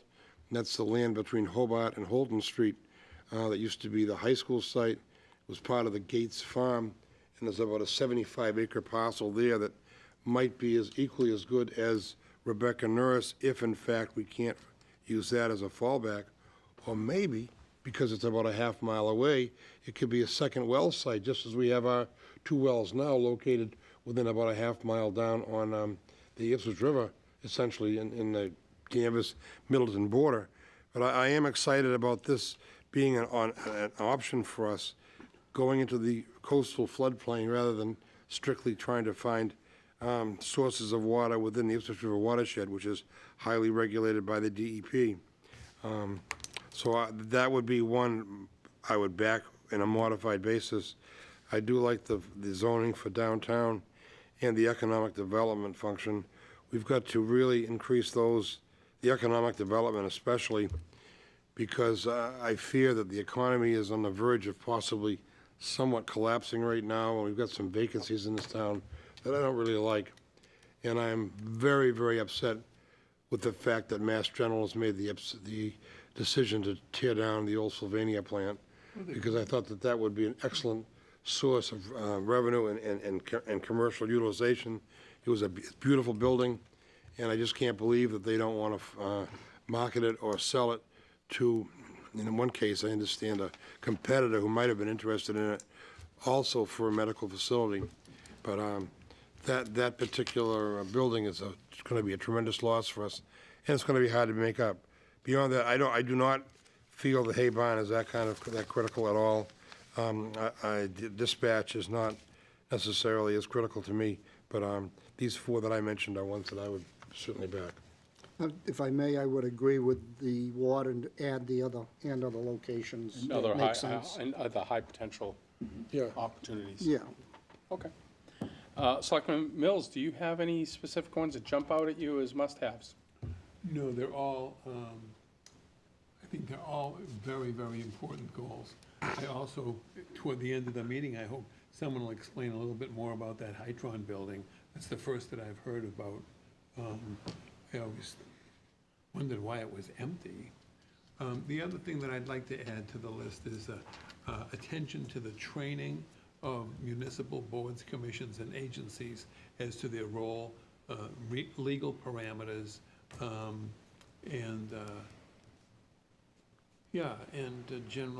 generally the conduct of meetings, and, interaction with the citizens and other applicants. Thank you. I think that point that David just made is very important. I know that one of the years that I was chairman, I was approached by the members of the Conservation Commission who felt that they were not adequately trained for their role as an enforcement agency. Some of them did not have the formal education or training, and they were not given the opportunity to go and get this training the way I think Steve has spent more money with training for individuals. And I think it would be well spent if we had these people who are overseeing certain things have a greater understanding and depth of knowledge of what they're going to look at. Certainly tonight with Mr. Souza, we have a person with an extensive background in all things that relate to the soils, but we don't have necessarily everyone on that Conservation Commission that understands all the rules and regulations, and they are an enforcement board, and they have let things pass in this town which really aren't in the best interest of the future of the town in recent years, and I think we ought to have them better trained. I like David's idea on that. Amazing. Horace Clark probably had no formal training and was on the board. It's called common sense, though, David. Oh, my heavens, but didn't he was a superb member. Yep. So it doesn't always mean you gotta have 3 degrees, but you got to be instructed and to know what the job of the particular agency is. May I just comment on David's suggestion? I don't disagree, but would that be better served if it was under operational performance objective? That's what I'm looking at, yeah. Yeah. Add that in there somewheres, Something. general management or leadership? Yeah, Listed. I'd like to suggest that can happen without it being It's an spelled out. as a- operational- Yeah. I think It's an that's a operational fine measurement as suggestion. opposed to a strategic. So perhaps amend number 4, general management, to include review of training and policies, opportunities for Yeah, the town manager can rework that. Yeah, those, Wording like that. yep, those broad areas mirror what the department heads and division heads follow. So I think rather than modifying the broad area, I think the direction is clear, and I would look forward to working on that. Yeah. So I will say that mine, the top ones, I too think Guide the Smith School is probably the premier issue. I think that the zoning, for me, is number 2. Working with the alarm list to evaluate feasible well site or other high-profile opportunities would be number 3. We seem to be consistent on those 3, so do we want to suggest those 3 and then work on the remaining 2? Yeah.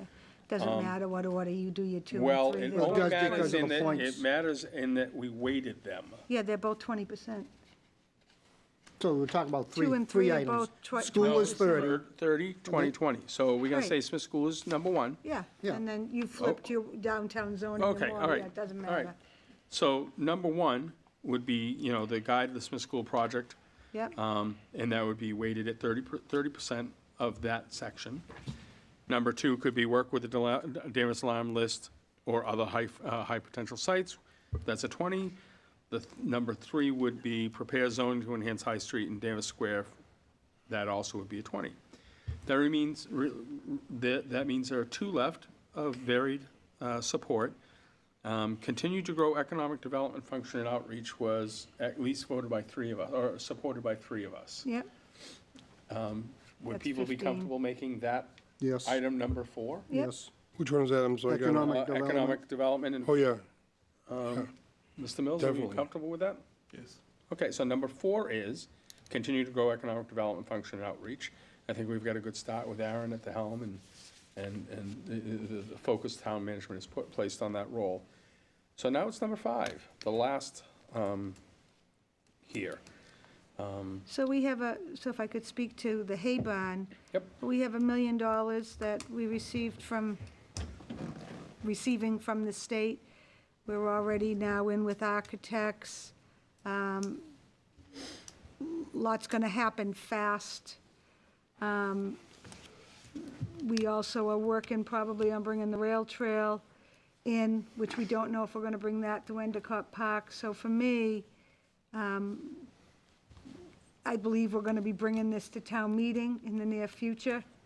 And so I'd like to see that be a focus. Again, I can't tell the crystal ball what's gonna happen in this committee. We haven't, no final decisions have been made, so, but we are working on getting to the architect, maybe getting to a revenue package or whatever, some decisions will be made this year. And so, of course, personally, not committee, personally, my hope is that someday Endicott Park will be self-sufficient. That's how I feel about anything we do. I like everything to be self-sufficient. So that's just my reason for going with the hay barn and bringing the rail trail into it. Well, I have an opinion about that also, Diana, and not that it's not a good project, but the money's already in hand, it's already in the works right now, going on. Something that we do not have money in hand for, that we do not have in the works, is a 26-acre parcel that could possibly slip through our hands and go out and be developed into, I believe they said 84 units of housing, and that's the Rebecca Nurse property. There is no conservation or historic preservation restriction on that property.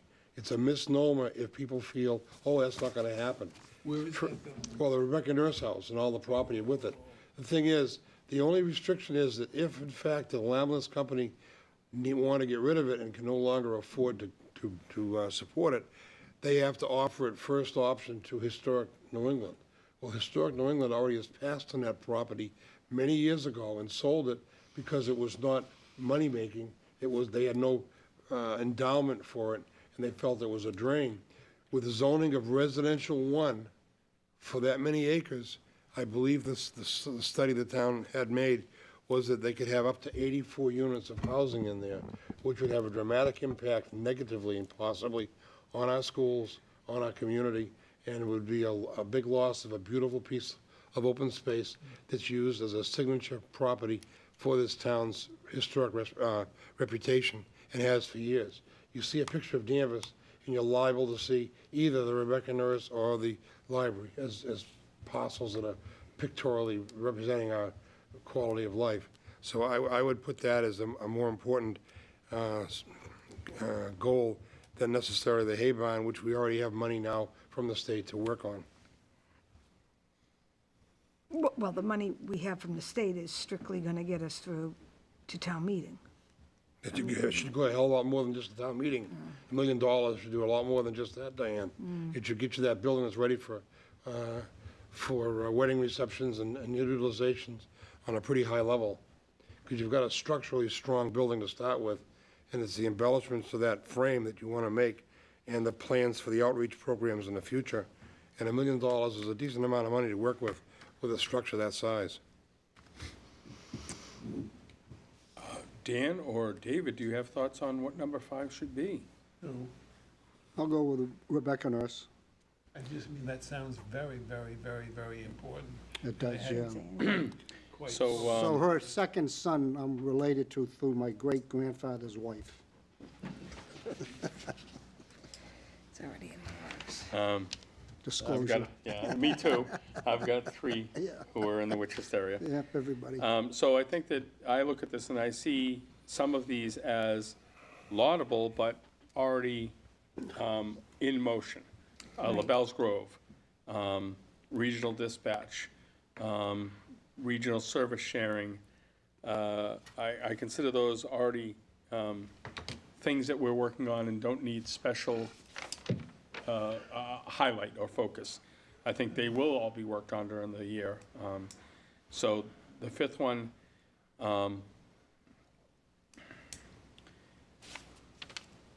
I believe that the second half of the rail trail, however we're talking about it, is also wheels in motion. And I tend to agree that if I were to consider the higher risk of the two, it would be the alarmless company, securing conservation or control against development. However that happens, I know there's been discussions about a number of different ways that could happen. So I expect the hay barn to continue on its forward momentum. I do too. So I would vote for that to be a special focus. God, may I speak to that? You absolutely may. You know, we've had a couple different things in the last few years where citizens wanted town money to finance, what was the place up on Locust Street? You know, I wonder if we can fund an expert in grant writing. You know, the Rebecca Nurse House, Witchcraft on the North Shore, the Salem Village, the beautiful memorial that Richard Trask and others orchestrated for down on Hobart Street. That is an important and becoming a more and more important part of the diversity and inclusion spirit of this country. And I suspect that there are foundations that might be amenable to providing some funds for that preservation. I don't know how to go about that, but I know a lot of people make their money doing grant writing and funding, you know. As it happens, Mr. Town Manager and I were speaking to that, Mr. Town Manager. A lot of things that have been said tonight. Well, I mean, so I would start by saying, we have a lot of grant writers in the organization. We're pretty successful getting grants. In this, for a project like this, the DCR, the Department of Conservation and Recreation, offers some grants that would align with a goal like this. Most communities would fund something like this through the CPA. Danvers is not a CPA community. There aren't a lot of standalone grants for things like this, but there are opportunities where we may be able to offset a portion of the cost for something like this through, LaBelle's Grove is a good example where we accessed some Clean Water Fund money, but it also came with restrictions on the property. So I wish there were more grant opportunities out there with no strings attached that were easy to access, but they're few and far. There's some big rich people that have made, in addition to Gates, the Walmart head and all those people, I can't imagine that some of those wouldn't want to take part in something as important as the Rebecca Nurse House. We just have to find a way to get to them. Rebecca Nurse also qualifies or could qualify for what's called an agricultural preservation restriction. Danvers has a very good history on that. They got one for my farm. It was one of the smallest in the state when it was granted.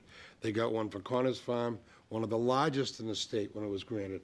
And there's still money in those funds allocated through the state's open space acquisition program that they have, that they allocate so many $1 million a year. They're competitive grants, but I know when I got mine, there was 166 grants online, and we were one of 9 that year.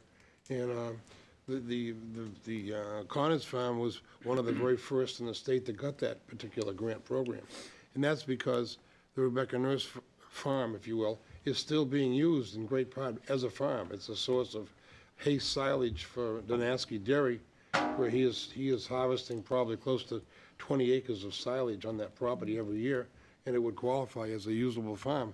Where the Choate Farm wasn't, because the ground was so poor up there, and it wasn't of high-quality agricultural land, they were not able to get an APR on that property, which is the source of funding that could have paid for part of it. I don't know what they pay now, but I know when I got mine, they were paying up to $10,000 an acre, and then the town would pick up the difference or balance.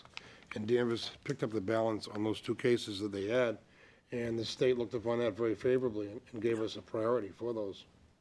I'm sure there's other grants out there.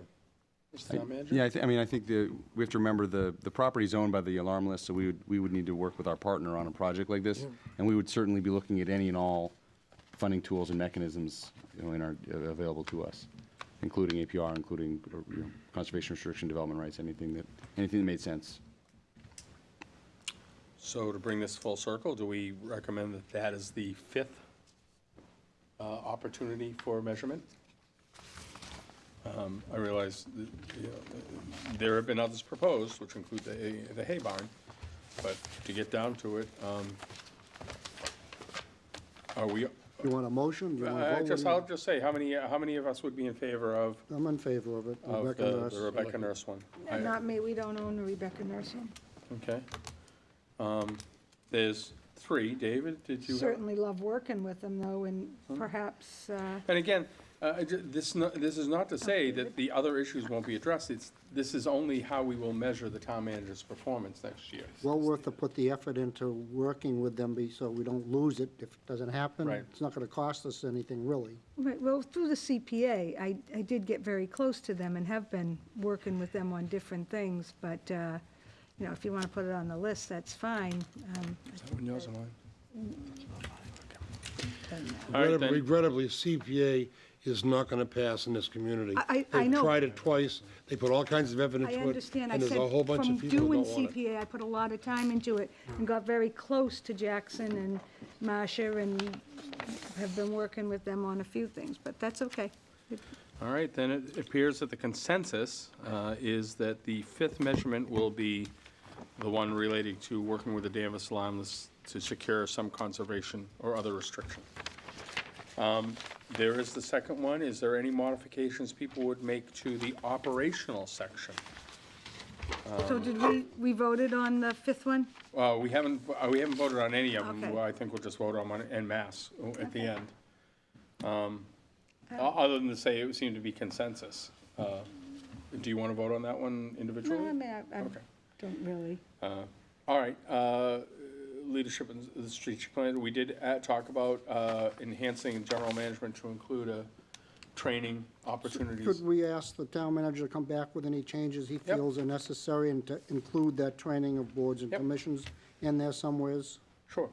I don't think we need to wordsmith this. All right. So at this point, if we're looking for clarity in word, can you prepare a copy as recommended or suggested? Yep. And for our vote at the next meeting? Yes. Mr. Chairman, before we move on, can I talk about the rating scale that we use? Absolutely, please. So we have 5 outstanding, 4 commendable, 3 quality performance, 2 needs improvements, 1 is unacceptable. Yep. So starting with 1 unacceptable, that's self-explanatory, 2 needs improvements. But I get hung up on the next 3, and the definition of these words from the dictionary. Now, if I was writing a thesis, I'd have to quote the dictionary, the page, the edition, et cetera, but trust me, I looked it up in a dictionary. So, number 3, quality performance. Quality means excellence and high merit. And I gave the town manager a lot of 3s because of his excellence and high merit. The next one, commendable, the dictionary says it's praiseworthy. So that's like my dog. I pet the dog and give it praise because it behaved itself today. And outstanding means excellent as well. So we have two items here that have the same meaning: outstanding and quality performance. So what is it that we want 3 to mean? So having recently done this at work for similar reasons, on satisfaction surveys for project managers in my workplace business, basically 3 is meets expectations, does their job. If your job is to, put a nut, on an assembly line, and you do that job, and you do, no problems. It's kind of goes along, and you act as expected. For example, preparing documents for town meeting. It's hard, to me, and we've had this discussion for town manager, other town manager evaluations. For me, I expect the town manager to do that. It's almost difficult to be excellent at that. Obviously there's timing and there's no errors and so on and so forth, but that's a pretty nuts and bolts kind of action. So to me, 3 is as expected. As expected. So I think perhaps we ought to. And then 4 is often exceeds, and 5 is consistently exceeds. That's how we did it at my place of employ. And that's what it is. There are opportunities to shine. There's innovation and there's things. And then if you're constantly doing superstar work, which there are people who are constant superstars and should be rated as such. I understand your concern about the vernacular. Even with the words, all of us should have an understanding, the same understanding of what they mean, and especially going forwards with future boards. Yep. So there's consistency in the rating of the town manager. Independent of the word that was there, I didn't place the weight of the dictionary definition. I looked at it the same way as I just explained it. Met expectations, commonly exceeded, consistently exceeded. Just me. If you believe the clarity is in rewording that, I'm happy to, we should think about that. Well, if quality means excellence and high merit, then that's my rating. Thoughts, board members? I'm okay with changing any word, if that makes, Yeah, just so it can make sense to all. Do you want to consider coming back at the next meeting Yeah. with your recommendations? I will, and yep. Be happy to entertain them. Thank you. I was going to suggest Actually, we we ask do a have an resource HR person. professional. I was going to suggest that. Yeah, so at this point, we do have an HR professional, and maybe if we could impose upon you to speak professionally. Could you go to the mic, please? Coley Rybicki, Town Meeting Member, Precinct 5.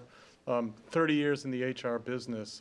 Dan, to your point, most of the time it's around expectations, because when goals are set for the upcoming year, the expectation is the person's going to meet those goals. So the expectation language is what we've typically used in the profession. So a 3 rating would mean you met the expectations. We laid out 5 things we wanted you to get done next year. You did them. 4 is usually exceeds expectations. Hey, you did the 5 things we wanted you to do, but hey, we saw these other things that you did over and above the 5. And then the 5 rating is usually just outstanding performance across the board. Notionally, 10 to 15% of the population of a company will get a 5. 30 to 35% will get a 4. The majority will get the meets expectations. But, that's 35 years of HR performance. I see the meets expectations, the expectation word used in the majority of the performance evaluation forms. Meets Over my expectation. years in the experience, yeah. A 3 is meets expectations. Thank you. Yep. So I don't need to come back next week. 3 should mean or read meets expectation, and 4 should be exceeds. Okay, And then 5 is outstanding. all right. Is what I would recommend based upon. Sure. I'm comfortable with that. Mr. Town Manager, when you introduce the cleaned up version, you can make that wording change? I'll offer you the opportunity to weigh in as well, sir. It makes no difference to me. I'll adjust the management team's forms to reflect this language if that's the will of the board. Okay. So it's Everybody comfortable with that? Thank you. Thank you for bringing it to our attention. Excuse me. Now, Steve, your willingness to adjust, does that mean you're comfortable with the suggested kind of revisions, or? I think numeric measurements are tricky. I understand the difference between a 5 and a 4 and a 4 and a 3 and a 3 and a 2 and a 2 and a 1. I think if the wording is helpful, I think that's fine. It doesn't make. I think that it'll get us where we need to be. I'm comfortable with the language. Okay. The next item on the agenda is the town manager will report to the board on various items of interest. Given that you've been hard at work since 6 o'clock tonight, I'll keep it very brief. Our next meeting is noted here, but just as a reminder, we're working on preparing this year's financial summit. So our new finance director, Ronnie Conley's been on the ground just long enough to find the documents where they're saved on the hard drive. But he's hard at work. We're working on a couple of wrinkles this year. Aaron Henry and David Fields, our new planning director and economic development point person, have been working on some demographic and community-related items that we want to incorporate into the financial summit. So we've extended the invitation to the other boards, school committee, library trustees, finance committee. We've also invited the planning board this year to attend. So that'll be part of the regular selectmen's meeting. But we've invited the other major boards to come and hear an update on where we are financially and kind of a look ahead, including the Smith School. Other than that, I don't have any other major items to report on tonight. So. Okay. All right, at this point, the board will consider the consent calendar as presented below. So moved. Second. Motion made and seconded many times over for the one consent calendar item. You gotta get out. All in get it favor? that way. Aye. Opposed, thank you. Now, correspondence, selectmen, new business, previous business, opportunity to talk about pretty much anything you want. I'll start with Selectman Clark, sir. Okay, I have one issue, and I know why part of this happened. Observation, we allowed a nonprofit organization to hold a special event last Sunday morning. I believe it was 9 o'clock, coming from the Hobart Street parking lot. Maybe it was 10 o'clock.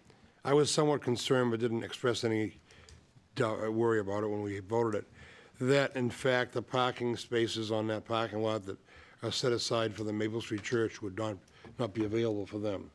I went down the street at 9 o'clock going to Swampscott for a farmer's market. Every space in the parking lot was taken up, and I don't know whether they ever got a chance to use it or not.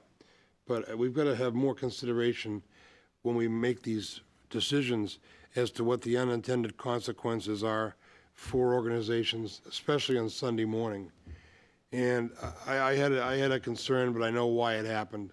At 11 o'clock, we had a major function in town that we sponsored as a town at the Thorpe School for the World War I memorial. And it was because it was signed on the 11th hour, on the 11th day, etc. However, 6 churches in town, it's conflict with when they have their religious services for the day. So I guess people, if they were members of any of those 6 or 7 churches, would have to make a decision whether they wanted to go to church or attend the Veterans program. And I think we ought to make an effort in the future to try to avoid Sunday mornings, especially in this community, because it's primarily a Christian community, not having activities be sponsored on a Sunday morning until afternoon time. I know that Swampscott doesn't have things on Saturdays many times because it's a predominantly Jewish community, and that's their day for their holy day. And I think it's only appropriate that we be a little more sensitive about Sunday morning activities. I know years ago there was a big controversy when Little League started playing games on Sunday morning, and the Protestant churches were very upset about it and went to the people who were running the Danvers American Little League. And it's kind of a thing you laugh about today, but it was a big deal at the time. And I just think that that's something that, I don't usually get that sensitive about things or sentimental, but I think it's something we ought to keep sacred as Sunday morning in this town for activities that are related to churches. Thank you. Thank you for your comments. Selectman Mills. Thank you. Just 3 things. I went to the to the opening night performance of Les Miserables down at the high school, put on by our students. And it wasn't just high school students, it was really beautiful. They incorporated grade school kids and younger kids in it, and it was, I went because a friend's granddaughter was in it, and I had to tell her I went. Well, I was so thrilled with the quality, the opportunity that these kids had to take part in something quite so beautiful. It was great. The next thing is, I was up to Essex Aggie this week. We spend a lot of money as a contributing community to Essex Aggie.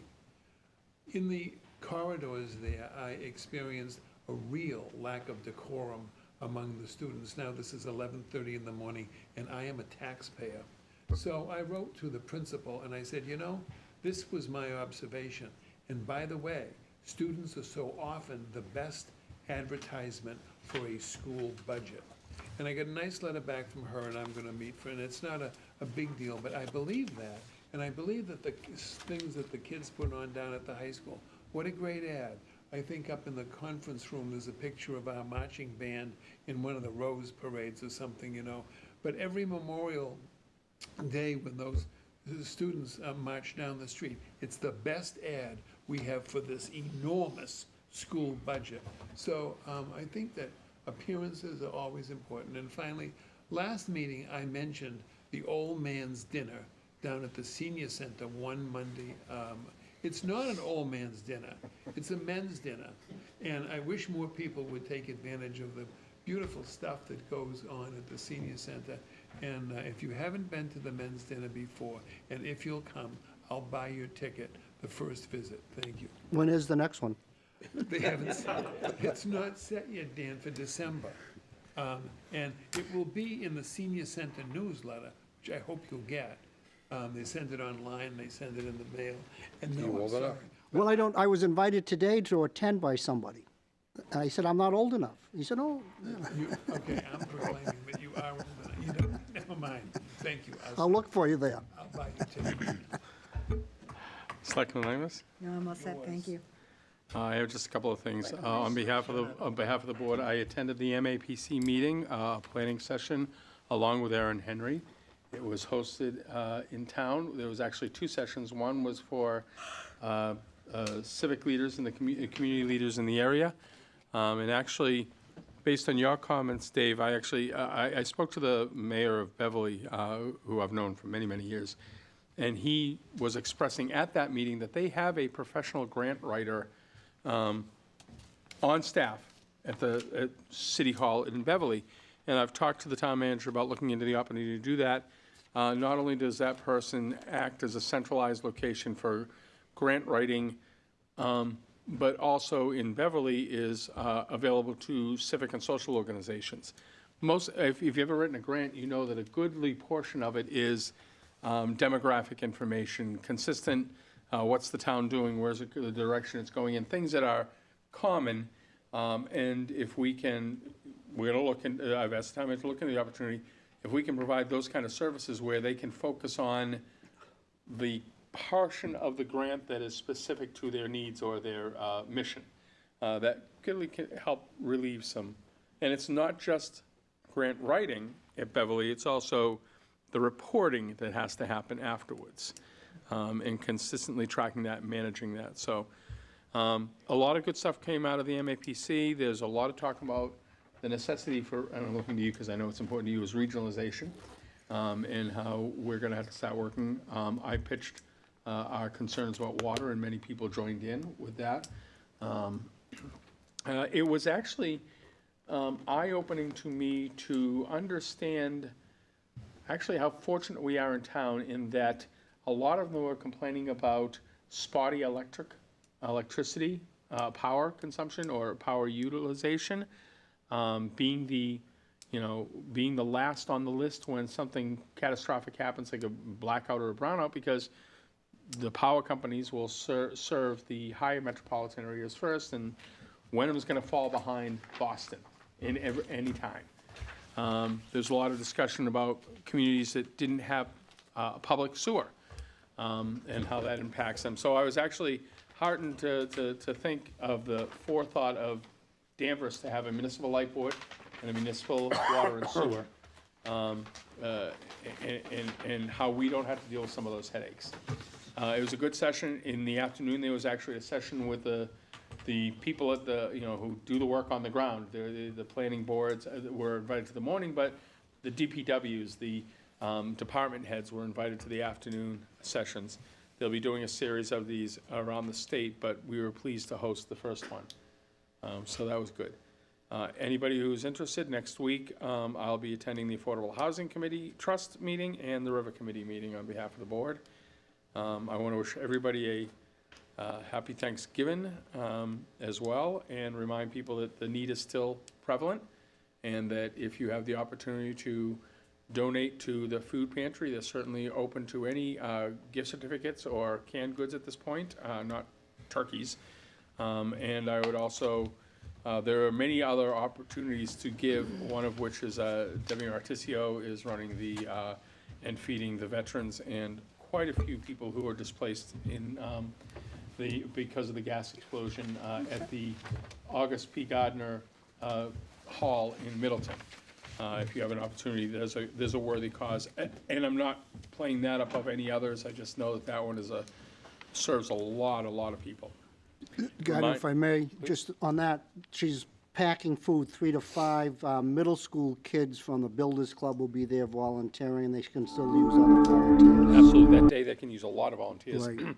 They ship a lot of the meals out, so they're looking for drivers to deliver meals. And there's obviously a lot of cleanup and prep work. So please feel free to, even if you just get done your meal early and want to volunteer, or tomorrow want to go down there, they're going to be pretty close to 24 hours for straight for the next couple of days. Go to Middleton, and I'm sure they can use many hands make light loads. We did hear about the tree lighting on December 1st. There's also the Santa by Sea event on December 8th, the weekend afterwards. So many opportunities to get your letter to Santa. I think that's all I had. Well, there is also, before we return, there is a menorah lighting celebration on December 3rd at the PVD Institute Library at 6 p.m. And I see that we're already planning our community Christmas party on December 11th. So, but we'll be back before then. Thank you very much. And we will end, as we do, with Selectman Bennett. Thank you. So please thank the veterans for their service, and current veterans and veterans that are retired, I guess. Thank you. Thank you very much. A I'll motion entertain a to motion. adjourn. Second. Motion made and seconded to adjourn. All in favor? Aye. Thank you very much, Danvers. Stay safe and have a pleasant holiday. Thank you.